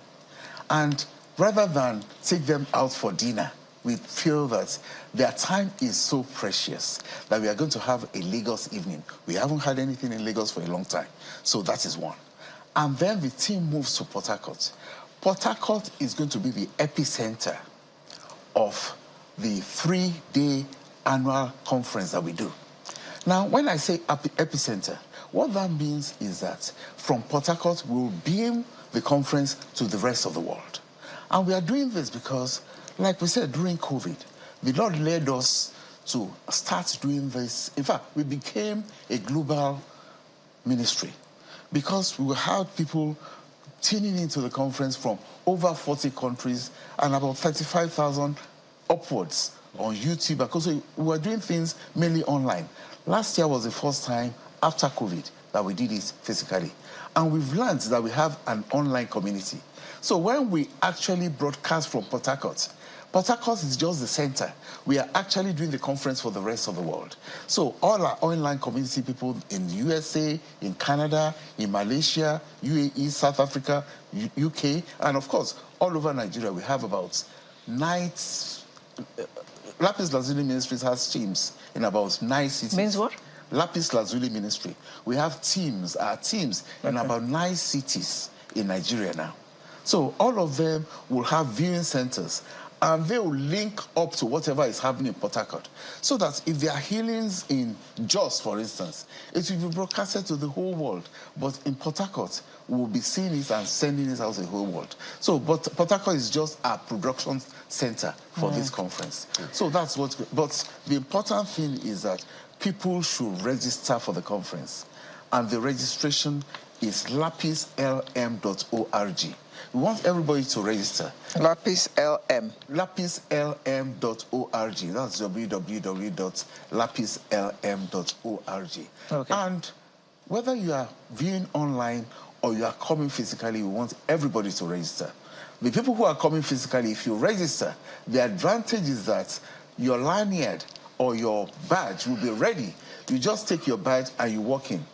You avoid the queues that will be at the entrance when other people who haven't registered are coming in. Okay. Because we want everybody to come in and have an amazing time at the conference. So in Port Harcourt, we are on Stadium Road, Aztec Event Center, Stadium Road in Port Harcourt. That's where we're having the conference. Okay. Doctor, who are those ministering? Now, this year we have Dr. Tom Jones. He is a senior pastor, director of Global Awakening. The Tom Jones that we know is the other one. Is the other one. The musician. I was going to say, wait a minute. Wait a minute. He hasn't become a pastor, has he? But things are changing these days. So then there's Pastor Catherine Runola. She is the head of the prophetic council in Australia. She's the one in the middle of the yes, street? She's the one towards it. And she came last year. Femi was talking about Jaws, and boom, it was something else. Then we have David Wagner, who has a father's heart coming from America. We have Charity Cook, who is in Global Awakening. We have Venerable Tunde Oduwole as well. Then we have Randy Clark, who has traveled the world raising up ministers and imparting the gifts into them, healing. He's done so much. He's been to Nigeria about 3 times. So he'll be doing an impartation from America, which we've done, which is really powerful. And then, and we have Bill Johnson, who is the senior pastor of Bethel Church, California, who will be ministering virtually. So those two great fathers are ministering virtually, but it's impactful. Even people in viewing centers get the power of God when they minister. Interesting. Any special provision, or no, not special provision, perspective for young people? You know, we're talking about love and all of that. We know generally the feeling of love, many people, especially young people, don't feel it. Even from some parents in most cases, even from government, general sense of lovelessness here and there, hopelessness that you said in that campaign material that we played earlier. So is there any special or a breakout focus for young people? Yes, the conference is actually termed Kingdom Renewal Conference. And renewal means to change your outlook to something better. So for the young people, because young people don't even believe a lot of older ones these days, because some of them are into cultism and into all sorts. So it's only by letting them know that God loves them and letting them know that their mind can be renewed when they come for this kind of conference that can change them for the better. And in a place like Port Harcourt, we work with Youth with a Mission. Is a ministry that gets young people who have been into cults, who have been into all sorts of terrible things. They bring them together and they minister to them. And these people are changed because the love of God, like we say, is the thing that actually changes them. So we go out to actually engage people, young people, especially to come for this program. So we have people who are youth pastors that are ministering to youths every day, and they are helping to bring the youths to this conference. And of course, you know, youths are very conversant with online things. They'll be able to listen online and be part of the conference. And we've had occasions before that people will listen online, and the second day they'll come to the conference, particularly because they've had something that actually they want to hear. ministers to them. So they want to be there physically to see what is going on. And their lives are changed totally. We've seen many aspects of that. Interesting. So, Dr. Bajomo, I see that there is opportunity for people to join via Zoom. Yes. Okay. You want to tell us how that's going to happen? But, okay, so I'm assuming that that will happen after they register? Well, when they meaning you're talking of online. Yes. Yeah, watching. Meaning they go online and get onto any of our. They actually watch online through YouTube or Facebook or through our own radio, because we have a 24/7 Christian online radio. That is how they watch. Or, the Zoom part of it. Or website. Or website. The Zoom part of it is during the conference.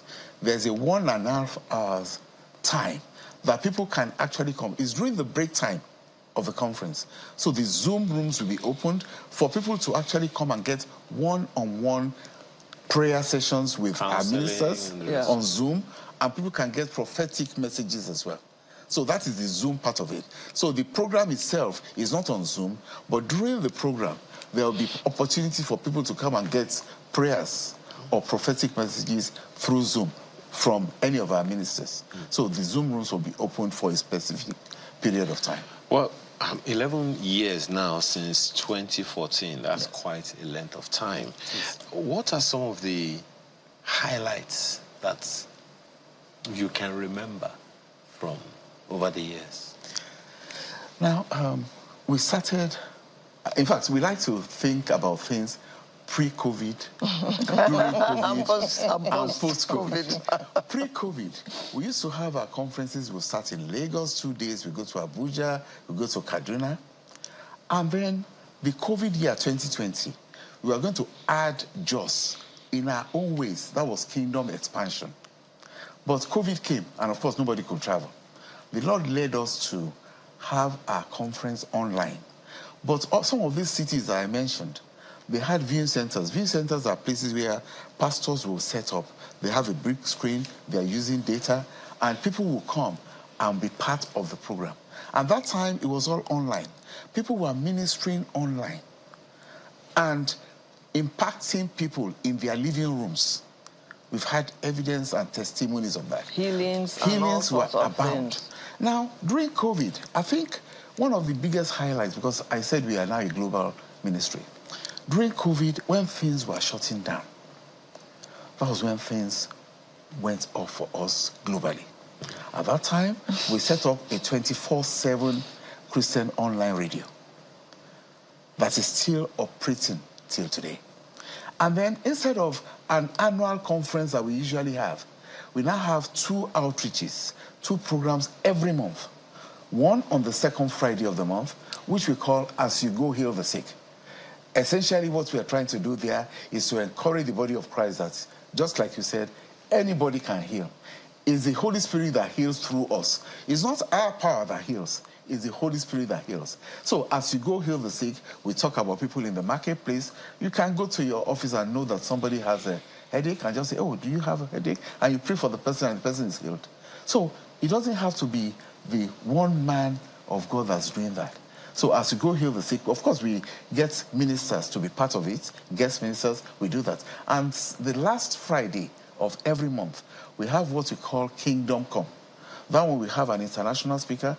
And that one, we still have the Zoom room, about 1.5 hours for Zoom rooms for prophetic and healing. So that is amazing, because rather than one conference a year, we are now having programs every month. In fact, 2 programs every month.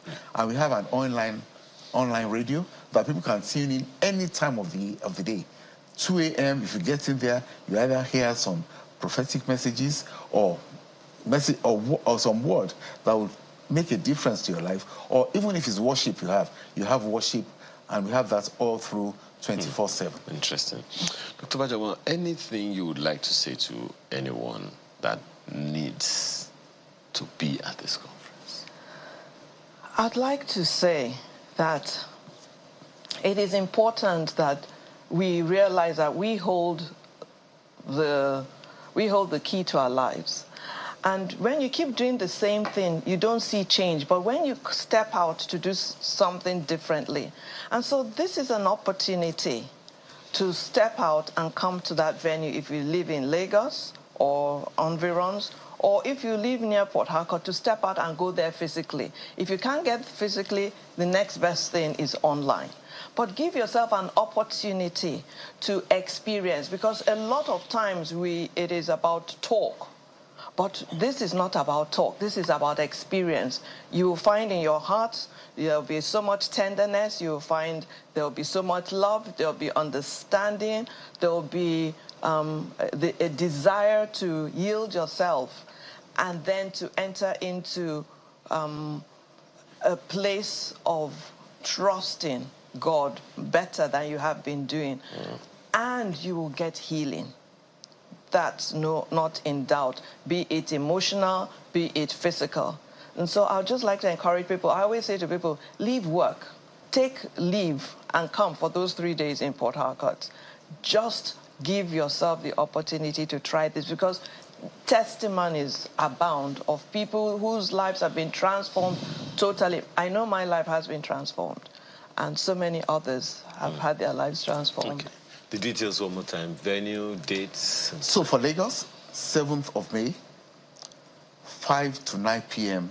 at the TBS, Tafawa Balewa Square, Maki, live. So people come from wherever you are, come there. Thank God Tomiland Bridge is open, so traffic is a lot better. So we expect to see as many of you there live. But of course, the second best thing is if you want to go online, you can go online. And then Port Harcourt. We have a 3-day conference there that starts from 8 o'clock in the morning till 8 o'clock in the night. 3 days at the Aztec Event Center, Stadium Road, 77 Stadium Road in Port Harcourt. Dates? So, dates 9th to 11th of May. Thursday, Friday, Saturday. The whole 3 days.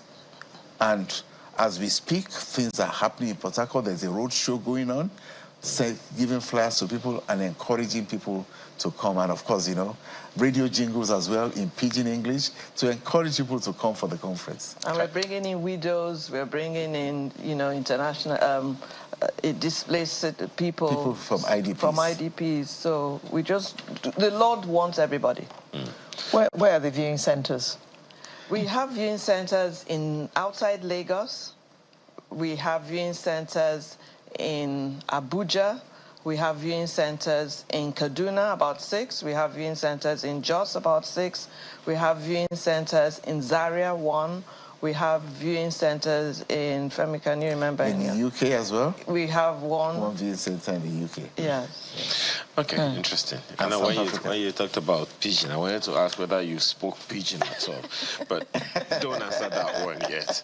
Engineer Femi Bajamo and Dr. Mrs. Mina Bajamo, thank you so much for being here this morning. They are the founders of Lapis Lazuli Ministries and hosting that Kingdom Renewal Conference 2024, the Healing and Prophetic Conference. Thank you again for your time. Thank you so much. All the best. It's a pleasure being here. Okay.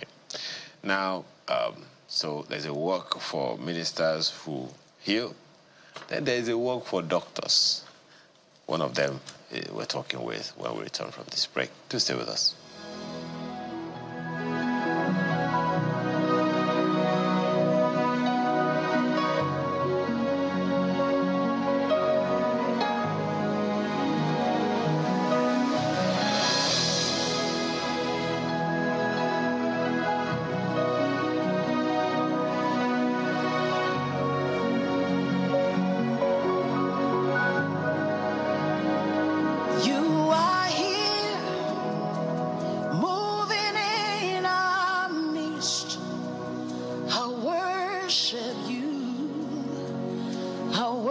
worship you. You are here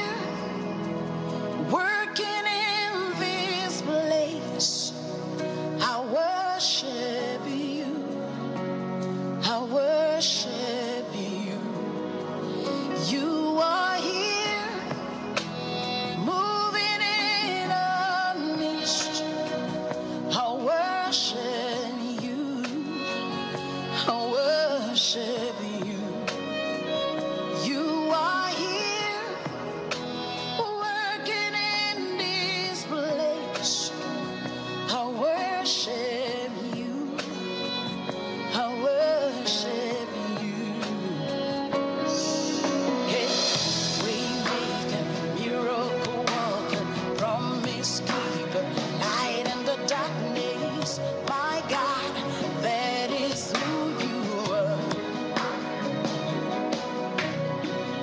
We make a miracle walker, promise keeper, light in the darkness. My God, that is who you are.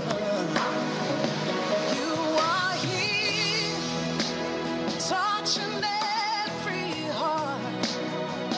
I worship you. I worship you. You are here, healing every heart. I worship you. I worship you. You are here, turning lives around. I worship you. I worship you. You are here, mending every heart. I worship you. I worship you.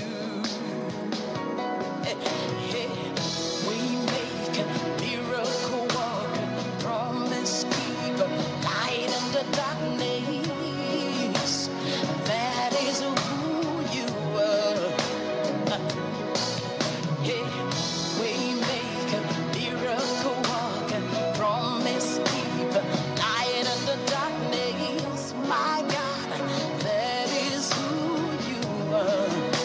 You wipe away all tears. You mend the broken heart. You're the answer to it all. Jesus, you wipe away all tears. You mend the broken heart. You're the answer to it all, to it all. Jesus, yeah. We make miracle worker, promise keeper, light in the darkness. My God, that is who you are. We make miracle worker, promise keeper, light in the darkness. My God, that is who you are. You are here, touching every life.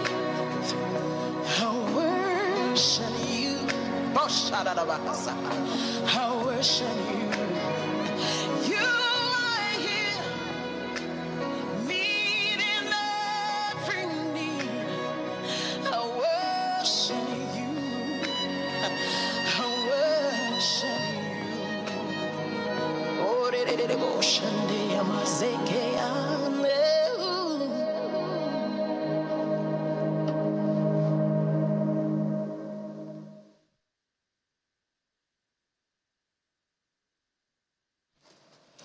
Thank you for staying with us. Our lifestyle today is something that will make us stop and think a bit. It regards the big C word, cancer. And cancer is a large group of diseases that can start in almost any organ or tissue of the body when abnormal cells grow uncontrollably or go beyond their usual boundaries to invade adjoining parts of the body and or spread to other organs. The latter process is called metastasizing and is a major cause of death. In neoplasm, and malignant tumor are other common names for cancer. Is it possible to protect oneself from cancer? Is it possible to prevent cancer? These are all questions we're going to ask our doctor in the house this morning, Dr. Bukola Agumbiade. Good morning. She's looking very sober herself. Good morning. Thank you for having me. So, can cancer be prevented? I think with healthy lifestyle, if you have unhealthy lifestyle habits, you should be able to prevent it to an extent. Okay. To an extent. To an extent. Healthy lifestyle. Yes. It's all about lifestyle, isn't it? Let me bust somebody's bubble. So does it include what the people will eat? Yes. The lifestyle includes what you eat. I know why I'm saying it, because somebody... In fact, what you eat takes about 80% of your healthy lifestyle. I'm sorry to be rude on air, but... yes. I was saying... So... This segment is the lifestyle segment. So, how can your lifestyle protect you against cancer? I think the 4 pillars of health is basically you eat right for you exercise, you sleep well, and you love more. Because we've been able to find out that most times people develop cancer after a loss. Yes. Loss of loss. It could be financial loss. It could be the loss of a loved one. Really? Yes. So most times when we have cancer patients, we've been able to trace it down to a major loss in their life. What's the connection? Okay. When you have a loss, whether it's a financial loss or the loss of a loved one or a divorce or something, anything huge, one of the first things that happens is your body starts producing a lot of adrenaline because you're at that flight or fight mode. So your body starts producing a lot of adrenaline, and excess adrenaline in the body kicks off chronic inflammation, and chronic inflammation over time kicks off the overgrowth of cells. If you have it in your this is an eye-opener. So the body produces chemicals it doesn't need. Yes. And it doesn't have any way of excreting them. Excreting it out of the body. So it accumulates somewhere. No, it's not really accumulation. It's more of a pathway. Because if you have adrenaline, your adrenaline is produced from your adrenal glands. So when you are producing a lot of it, so that means the adrenal glands are getting tired, as in they'll be working a lot, they'll be working overtime. And once you have any organ in the body that is overproducing, then the body will produce white blood cells in an attempt to save that organ. So while trying to save that organ, chronic inflammation happens in the body as a result of a lot of white blood cells and all of that. And that could trigger excessive growth. This is, as my colleague said, this is very, very interesting. So the long and short of this is, for anyone who has had a major loss over the past, who has never had any case of anything close to cancer, and they have had a major loss within the last few months or years, they should do some checkups. Yes, they should. They should do some checkup. How does that even begin? Because there are those who would say, look, I don't have anything, I don't have a history of it. Is there? Nobody. I don't think there's really anybody that has an history of cancer. As in, you hardly see people who say they have an history of it. Except the one with breast cancer, where they say it may run in the family. Yes. If your mother has died of breast cancer, for instance, they say you are most likely to... You best go and check. Yes. But breast cancer, I think, is the one that is most prominent. The other types of cancers are not there are things that we are just starting to have the conversations around them, about them. There are so many types of cancer. You have colorectal cancer, you have lung cancer, you have so many types. So it's not just the breast. So nobody really has an history of cancer. But if you know you've suffered a major loss, try and work on yourself to be able to sleep more and all of that, and do a medical checkup. There's no do a checkup specifically for cancer. So let's talk about the possibility of prevention. You said lifestyle. Can you give us some specific details? Okay, I'll start from this issue of major loss, because one thing I've realized is in this part of the world, we don't tend to mental health. We don't take it seriously. In fact, we push people after loss to just brave it up and just move on. And that person that is moving on might be a walking casket. So the first thing you want to do is to distress, consciously distress, do medical checkup. That is a major thing I would want the person to do. Then, of course, exercise more. Because if you're exercising more... Sorry, well, I beg, no vex. Okay. When you say distress, what do you mean? I mean, don't... because, for example, people have major losses and they just go on living their life. No. You're supposed to... You can't do audacious, like, I'm not feeling it. No. You need to really come to terms that this has happened, and maybe seclude yourself, maybe seclude yourself and eat right, really sleep well. Don't just have a loss and just go on living life like nothing happened. So in other words, the person needs to go through the grief process. Yes, grieve properly, nourish yourself while you are grieving. Give yourself the time to grieve. Then while you are grieving, nourish yourself properly. So, because many people grieving lose appetite. And not just appetite. Sometimes they even lose the will to live, depending on whom they have lost. They have lost, yes. So, I mean, how are you going to give me pills to make me eat? I mean, and loss of appetite is quite common with a lot of people who are grieving. Yes, who are grieving, yes. So how do you make them eat? And you're talking about not just eating, nourishment, eat well. That's why I use the word distress. Identify, this is where I am right now. Seek professional counseling. By the time you seek professional counseling, psychotherapy sessions, you start getting over that loss. So as you're getting over the loss using psychotherapy, your body will switch on the appetite by itself, because you are trying to, now you are facing it, you are trying to make sense of what has happened, and so the body will stop producing that adrenaline, because you can't be hungry when you are running from a lion. It's not possible. Your brain will not remind you to eat when you are running from a lion. So when you are at that state where you are still under stress, the appetite will shut down naturally. You know, will Bico help? What?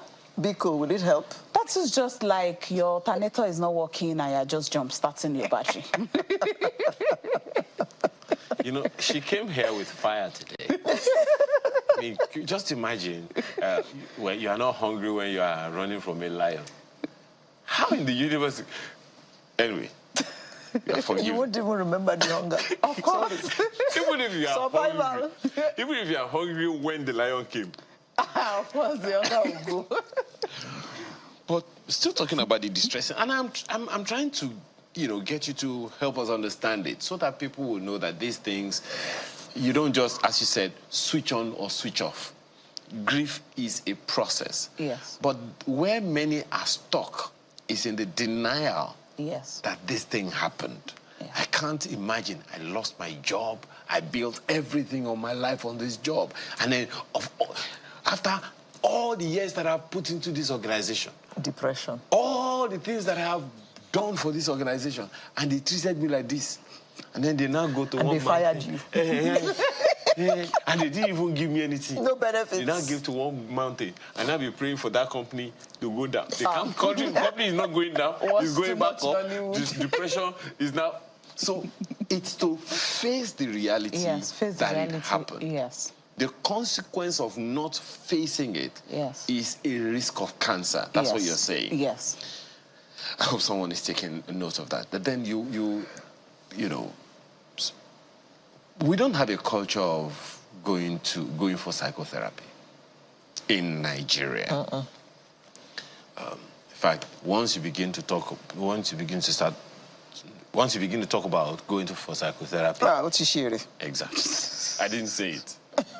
I didn't say it. So help people understand the essence of that and how it helps to distress and consequently take away the risk of. Oh, I think I'll take it from the practical point of view, because even as a professional, looking for psychotherapists is like looking for a needle in a very big space.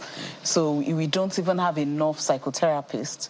But I think what has always worked for us as Africans, as Nigerians, is a family system.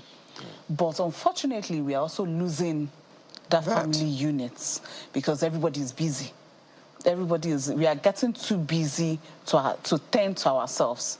I think so many years ago, you could be living in a compound, or there would be a compound or family where there will be grandparents or people around. It's not like everybody is on the go. So you have people around who would tend to you after a loss and all of that. But now we don't have that. Even in your family WhatsApp group, everybody is too busy. Maybe you guys will speak 1 or 2 times in a week. So I think one of the first things we need to do, practically speaking, is to go back to those days of checking up on each other as family members and giving room for others giving room or space for others to grieve around us. Like, don't be too busy that you're so busy you can't allow a grieving family member to stay with you, or you can't check in on them and all of that. So I think we need to get away from this Ozu culture we are bringing into play. Well, I don't know how that is going to work. But let me ask you this. Is it helpful to keep memories of that loss? To savor the memory? Does it help to heal? Or it just helps to compound? Or because you can't just tell anyone to forget. Oh, yes, definitely. But I think grieving process is a personal thing, and the person should go at their own pace. But as a medical person, what I tell people, there are times I've had discussions with people that, oh, you gave somebody a full timetable, you didn't give me. I'll tell them that I've psychoanalyzed both of you, and I've seen the difference. That, okay, this person maybe has a lifestyle that is more structured, so the person might not really need a stringent timetable, unlike you that you are not structured. So I think it depends on the individual. If it's, well, I always tell people to go extreme first, then you would find your balance. Okay. You might need to do away with all the memory. It's still there in your mind. You are not just, you are just consciously deciding not to face it right now, or you are consciously not tapping from it right now. So go extreme, forget all the memories for a while. Then by the time you heal, then you can start bringing back the memories. Okay. Now, it looks like this thing about getting in touch, staying in touch, being with people, talking to people, it looks like it's very important in keeping healthy. Yes. And well. Yes. Because many doctors have used this as a reason for keeping our mental status balanced. Yes. And now in talking about cancer again, it has come up. Staying in touch, being in a family group. So on the whole, being in touch, seems to affect our mental well-being, does it? Yes, a lot. A lot. Because... But there's some people who are naturally introverted, who do not want to be with people, who do not want people to get in touch with them. So is anything wrong with them? Some people don't like to be with people, but they like to know that they are loved. They're two different things. That's to do, yeah. You can't be with people and do not feel loved. It's not about having so many people around you, because the love hormone, the endorphins, the oxytocins, all of that, they counter adrenaline. So even the feeling of love is enough. The feeling. The feeling of being loved, yes. How about those who just want to well. shut down all of those emotions? I don't want to... I don't want to love. I don't want to be loved. I don't want to love. I don't want to be loved. I don't want to feel anything. They're still grieving. It's still an active grief, and it's just, in fact, when you start pestering people like that, they open up in no time. How about those who are unlovable?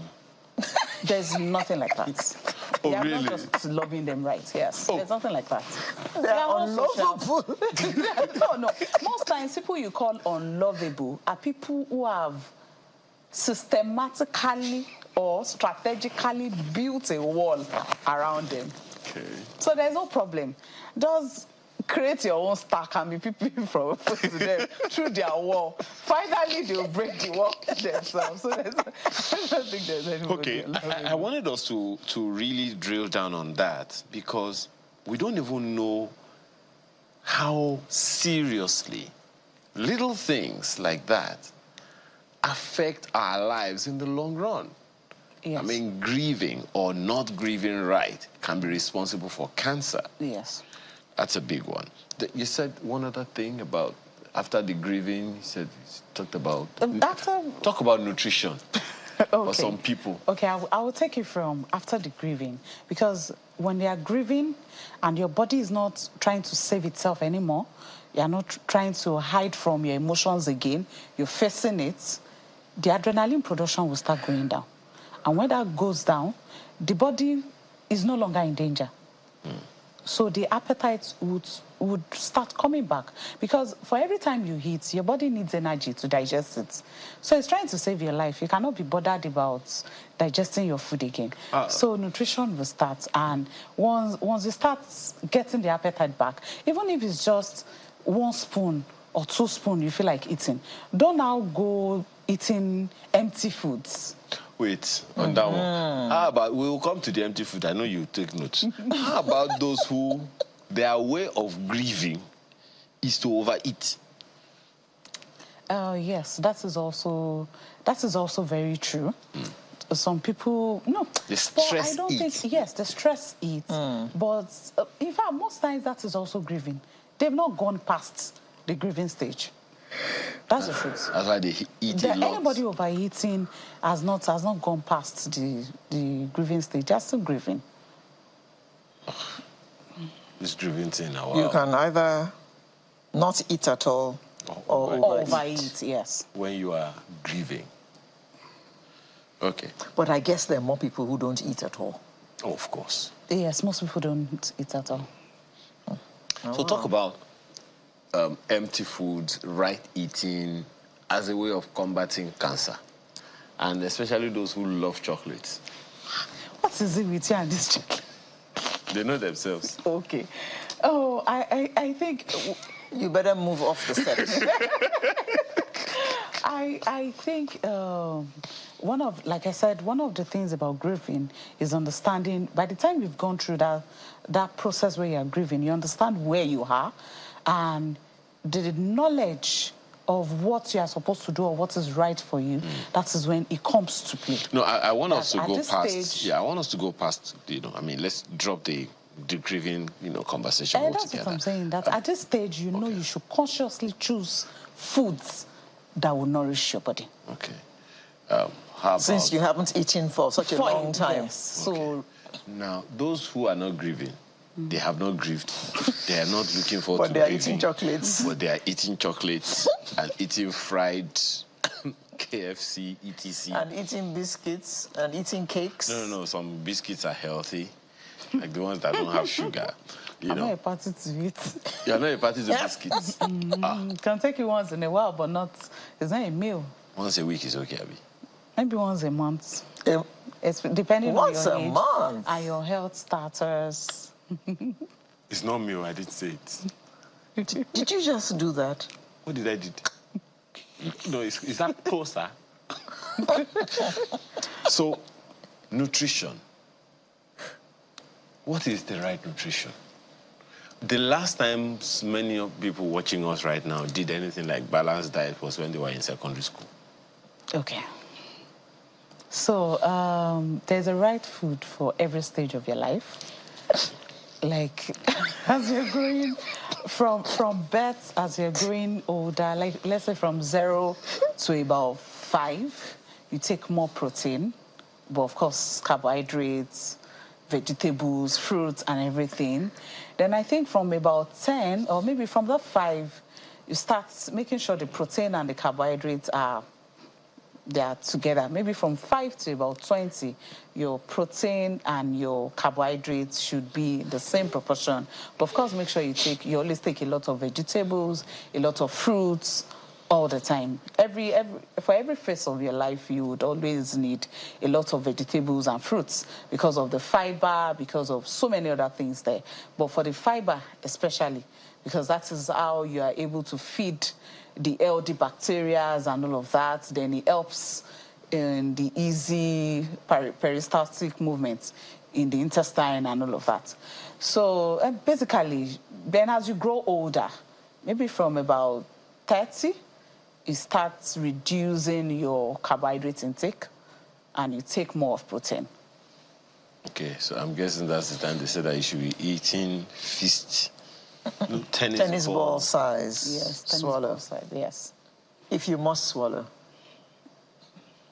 I'm guessing now, sorry, that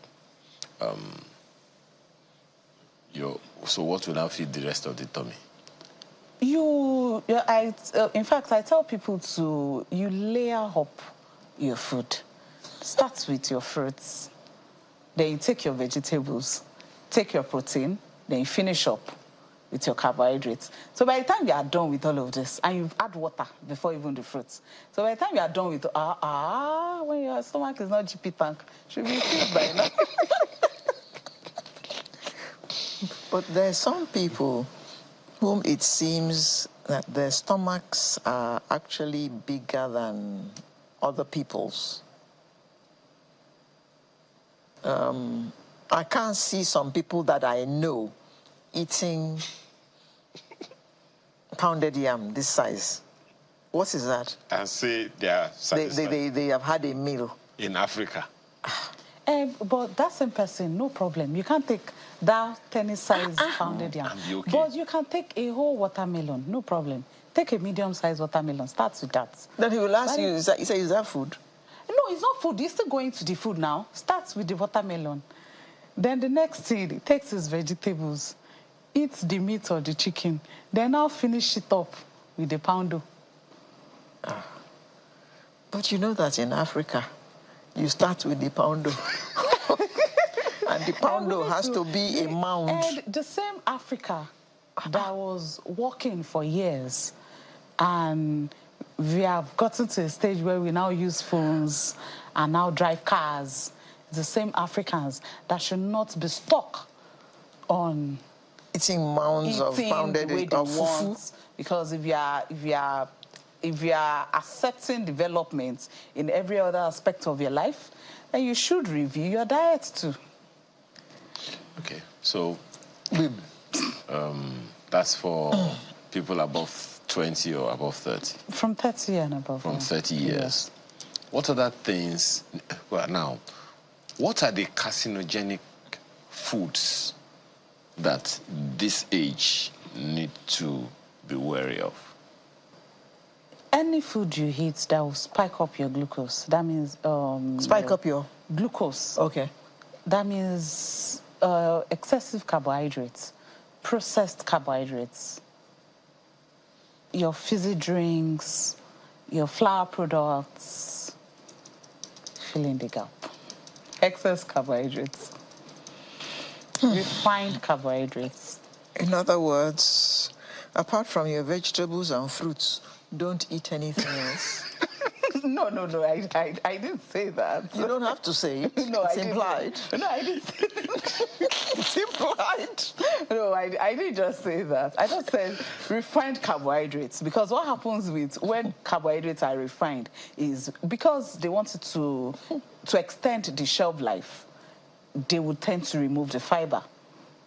So, and when you don't have fiber coatings around your carbohydrates, once it enters your system, a lot of glucose in your system, your pancreas will have to produce a lot of insulin to combat that glucose. Once the pancreas is stressing itself to produce a lot of insulin to do that, the white blood cells will start coming out. Do you need saving?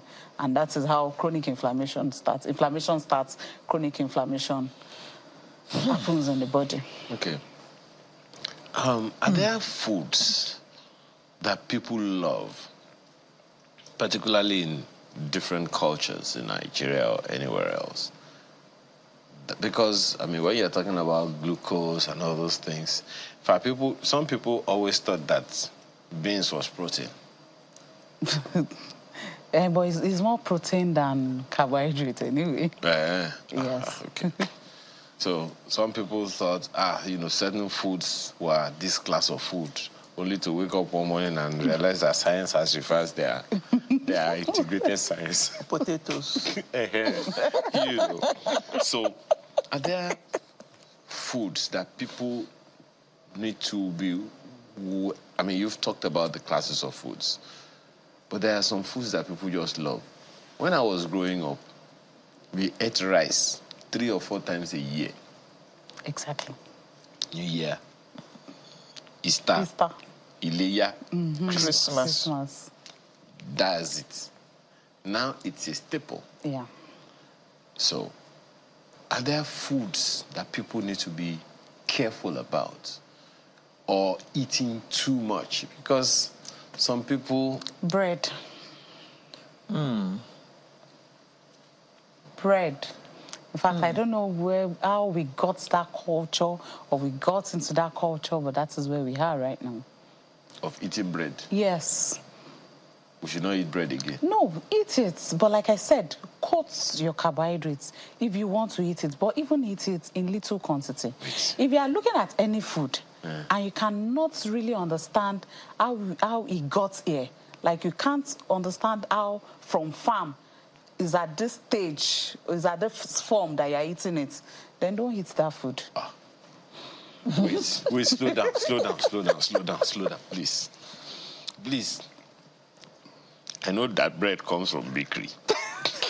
Okay, so before I got to the bakery, that flour, do you understand how we got there? Okay. Exactly. The minute you have to do don't eat it.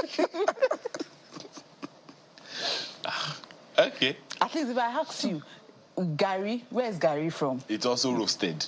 No, but if I ask you where's Gary from, you won't need to do It's from the person that is... No, now you and I know it's from cassava. You don't need to do So where is flour from? Exactly. It's from exactly. We will need Google to answer all those questions. Okay. So the minute you have a form of food that is so far from the farm that you can't, it takes a lot of Google and asking and everything to understand what you have in your palms. No, please. It's not something you should eat. Semo is flour. Amala is yam. Is yam flour. It's flour. Flour. Let me go local. Flour. Flour from yam. Flour from yam. That's straight now. As we were trying to say. I think you have a shares in the bakery. As we were trying to say. And if you must eat it, like I said, make sure you coat that carbohydrate. With what? Take your fruits before your vegetables, then your protein before taking the carbohydrates. So the carbohydrates should come last. Yes, the carbohydrates should come last. When we were growing up, you had your meal first, then you had your fruit. when we were growing up, if we want to call our parents, we would have to go and beg before somebody that has one phone in a whole street will help us call. But now we all have access to phones. So things have changed. Yes, They've been reversed. So you have your fruits first before you have your main meal. Yes, yes. Ah. So Hey, you doctors are just confusing us. They are not confusing. It's the same thing we've been saying. We should eat the fruit first before. No, drink water, eat fruit, then eat your main meal. They say you use the fruit to open the road. No, you are not using it to open. Like I said, we are using it to coat. Yes. Because that way, your body, if the digestion is happening, like you have your fruit first, you have your vegetables before having your carbohydrate. So if the digestion will start, it will start from the fruits. Then the vegetables. So then you have enough fiber in the system. So the glucose content of the carbohydrates will not just rush into your system. You won't have that spike. Because the problem is the insulin spike in the body. Now, another thing. We've run out of time. So have we? Yes, we have. Well, we have. Maybe we will take a short break because I'm told that we'll still continue a bit. Okay. Yes. I like to talk about young people. One of the things that I found out recently is that, and I think I've shared it with you before, a child of 10 can have depression. I'm going through a lot.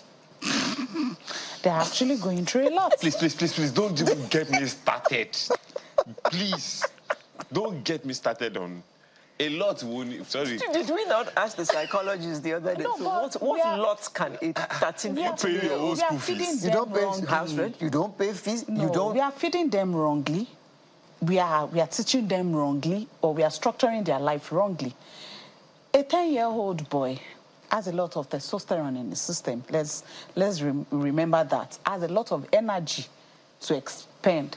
But that child will wake up in the morning on holy hours, maybe didn't sleep well, wake up at unholy hours.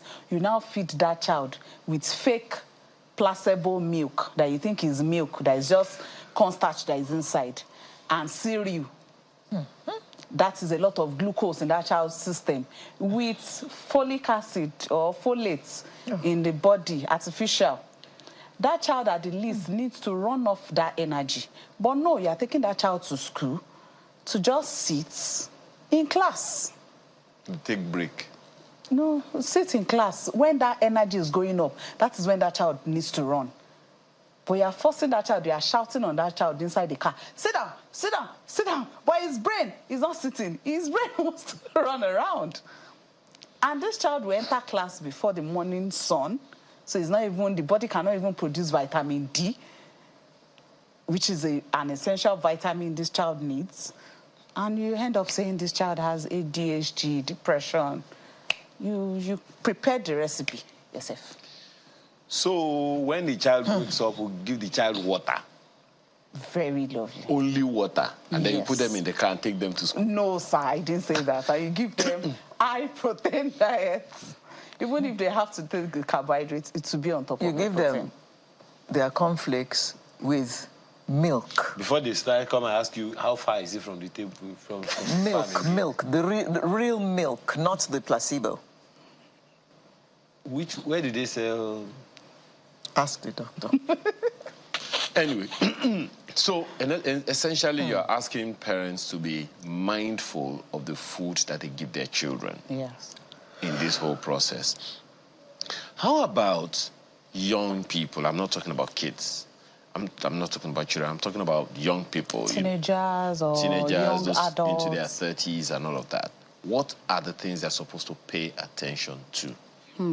We are beginning to see, in fact, for example, I see a lot of young ladies now having hormonal imbalance. In fact, is a norm now. And I think it also has to do with this lifestyle of, they are living alone now. Nobody is really telling them what to eat. So most of them They don't cook, yes. They feel it has become a flex among them to take some fizzy drinks, those ones in the nylons that were meant for the children. Those are the ones our undergraduate girls are now taking, which is very high in glucose. they don't eat. And that is, at this stage, is when the frontal lobe is really developing, so your body needs a lot of protein. Then your hormones are really working at this age, and they are not feeding it right, because they are just taking lots of junks and all of that. So they need to, we need to work on that thing of teaching our children from home, so that even when they become young adults, they will continue. I think we're going to have to come back on this conversation. You started this, you're going to have to close it. I think we have to, have a sequel of this conversation. There are some other things that you needed to talk about, but this particular one about young people, definitely something very concerning. Dr. Bukola Agumbiade, lifestyle doctor. Thank you very much for coming to Bust Our Bubble. Like most of you lifestyle people do, thank you. We're very grateful. It's always our pleasure. Yes, we will call you again to come and rebust what you have already burst. Thank you very much for coming. You're welcome. Yes, we shall be giving you the home stretch in just a... Well, we don't have time, so let's just plunge straight into it. Where have you been? I've been around doing some music, and is that one of them? Yeah, that's one of them, and making some records. I have some albums out, like 6 to 7 albums, my solo. So I've been working, just that maybe Nigerians have not been paying attention to the work I've been doing. Oh, okay. And so it's just great for me to just keep doing what I'm doing, because I enjoy doing what I do. Is that a remix, the African Queen Raga version that you did? That's not the remix, that's the real song. Oh, okay. Ah. That's the real song. That's how the song starts, and that's how the song ends. Okay. Okay. Yeah, but somebody sang the song before, but they added additional lyrics to the third verse. And so that was with the late OJB, so that's the reason why mine is different. Okay, so we have different versions of the African Queen? Yeah, we just have basically, maybe some versions are there, but I gave the first person that sang the song the right to record the song. Okay, that's... So you didn't all sing that song when you were Plantation Boss? No, we didn't all sing it. I just gave him the right to sing it. Put it in his album because it was his debut album. And I wanted the album to be nice, so I said he should put the song in. Because he's your brother? Yes, because I got love for my friends and brothers. And it's a very, very major hit. Now, you say that so you co-wrote that song, African Queen, or you... Yeah, with the way it came out, with his own, the first time it came out on Kenny's music, because they added additional lyrics to the third verse. Okay. And the third verse is not the real third verse that I wrote for the song. Okay. But I wasn't in the studio when they recorded the song. Okay. But if I was in the studio when they recorded the song, definitely I would have said, this is the third verse, no need to write something new. Okay. So that's just the scenario. Okay. So how has it been? I mean, some people are wondering, are these guys ever going to come back as one at some point? Well, I don't see that happening. I don't see that happening, to be honest with y'all. Because if it's something that would have happened, the members would have deemed it fit to sit down and discuss about going forward, of which they haven't done and they don't want to do. And so I don't want to, cajole someone into doing what they don't want to do. They want to leave the group, let them leave the group. But hang on. Are you all in touch with each other? Are you all on good terms? Well, I can't say what's the good term will be, because... Do you talk? Yeah, I talk with Faze, and I talk with brothers of, Innocent Idibia and all of that. I talk with his family and all my friends. But personally, me and him, we have nothing to discuss, nothing to talk about. It has to be business. If there's a song to trash, let's talk about it. If there's an event to prepare for, let's rehearse. But if we're not doing that, what are we doing? That means there's no need waiting on who's not ready to be committed to a project. Well, That's all very cryptic, but we get the general drift. Factual. We get the drift. Okay. That's the reason why I'm keeping the name Plantation Boys alive. And I have some singles out as Plantation Boys. I have some singles out, but without the other members that you guys know. So I don't want the band to die. I want the band to keep going on. And I'm even thinking of recruiting new members to make up numbers for the band. Okay. So what's the plan with the band now? Yeah, the band has to keep going on. The band has an album we're working on called The Return. And we've done some singles, and we're preparing. There's some singles out already. And without the other members that people know, though. But then there's some new singles out, and there's some newer singles we're going to put out again. And without the members that you people know. Yeah, but they could fight you for using the name. No, I brought them into the band. They can't fight me for it. I created the band. I formed the name. I brought them in. I showed them the music. I showed them the vibe. I showed them what we're going to do. Why would they be suing me for that? Okay, so you are the plantation boy. I am the plantation.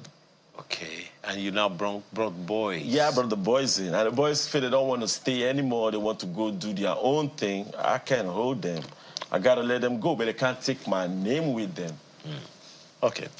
Now, let's talk about it. And this is one of the issues a number of people might say, you know, things that happen in the music industry, you know, that shouldn't happen.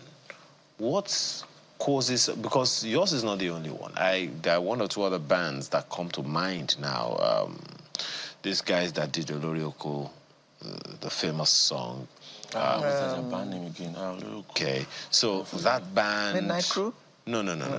No, Midnight Crew is another kettle of fish altogether. But I remember this group, you know, with Kenny Corey and the rest of them. Now, so what informs the kind of, should I say, division that breaks up such legacy initiatives? Because the Plantation Boys, I still remember Plantation Boys, and there are a number of people who remember that. Yeah, so that was a cover of Bonnie M's. Yes, I remember. So what informs such things? What are the, because if there are people who are trying to build a band right now, what should they be looking out for? So that even after making... Yes, to prevent such... Well, every band have their own problems.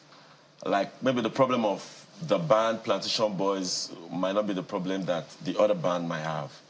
But one thing about being a member of a band is that if you want to be a member of a band, you have to stay committed to your band. And you have to, you know, do everything to keep satisfying the fans of that band. But if you don't have that zeal to satisfy the band, the fans anymore, you could decide to take a walk.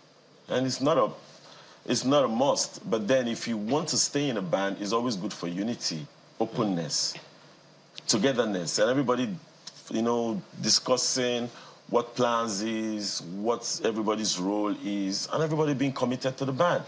Does money play a role?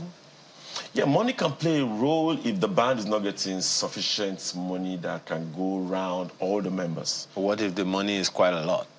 If the money is quite a lot, then there shouldn't be a problem. So why is it a problem sometimes? Because sometimes maybe the money might not be enough.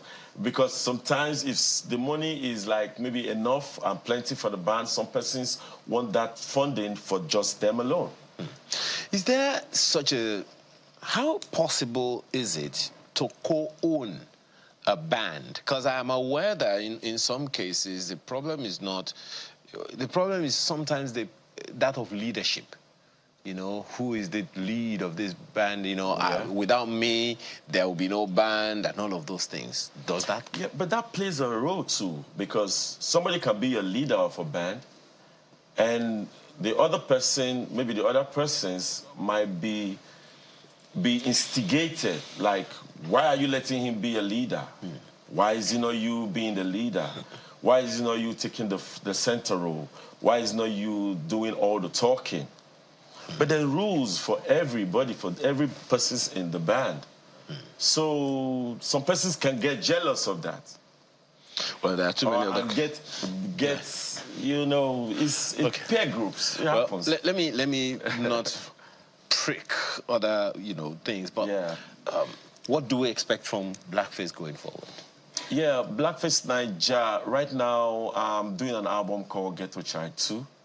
because my first album, Ghetto Child, I had The Hard Life, It Pain Me, Carry Us, and the rest of those, you know. But this is 20 years after, and I want to do another Ghetto Child again, because the issues that my people are facing is going overboard. And I think my music will speak about these issues and maybe talk about the remedies for these issues. And so I think I need to do another Ghetto Child 2. So I'm doing a Ghetto Child 2 right now. And I'm also doing the Plantation Boys album, which is called The Return. I'm working on that, and I got some new vocalists. Clearly, your itinerary is heavy. I got to be. Well, we're going to have to stick with you to ensure that at least we bring these things to the fore. You guys, you know, you're not making a mistake if you decide to sleep with me. Absolutely. Amedu Obiabo, Blackface, Obiabo Niyema. No vex. That's the full name. Yes. Yeah. Blackface Niger, thank you so much for being here this morning. Lagos, Nagesheka, Nigeria. Greetings. And that's how we round up Sunrise for today. And this is the last one for this month. We'll bring you a fresh edition next month.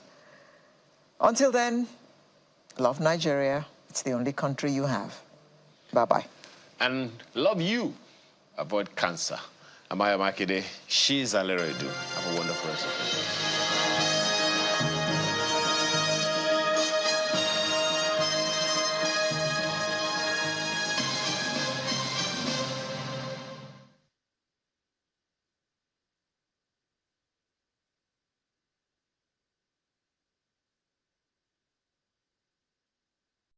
In times of hardship and uncertainty, only God's love and power can transform us. La Peace Lazuli Ministries invites you to the Kingdom Renewal Conference 2024 with an evening in Lagos at TBS Marquee. Date Tuesday 7th May. Time 5 p.m. to 9 p.m. And Port Harcourt at Aztec Alchem Event Center, 77 Kent Sarawiba Road. Date Thursday 9th to Saturday 11th May. Time 8 a.m. to 8 p.m. daily. Ministering live in Lagos and Port Harcourt, Dr. Tom Jones, Catherine Runala, David Wagner, Charity Cook, and Venerable Tunde Oduwole. Ministering virtual in Port Harcourt, Dr. Randy Clark and Bill Johnson. Register now. For registration on live streaming, go to www.lapislm.org. For inquiries, call +234 703 437 1401.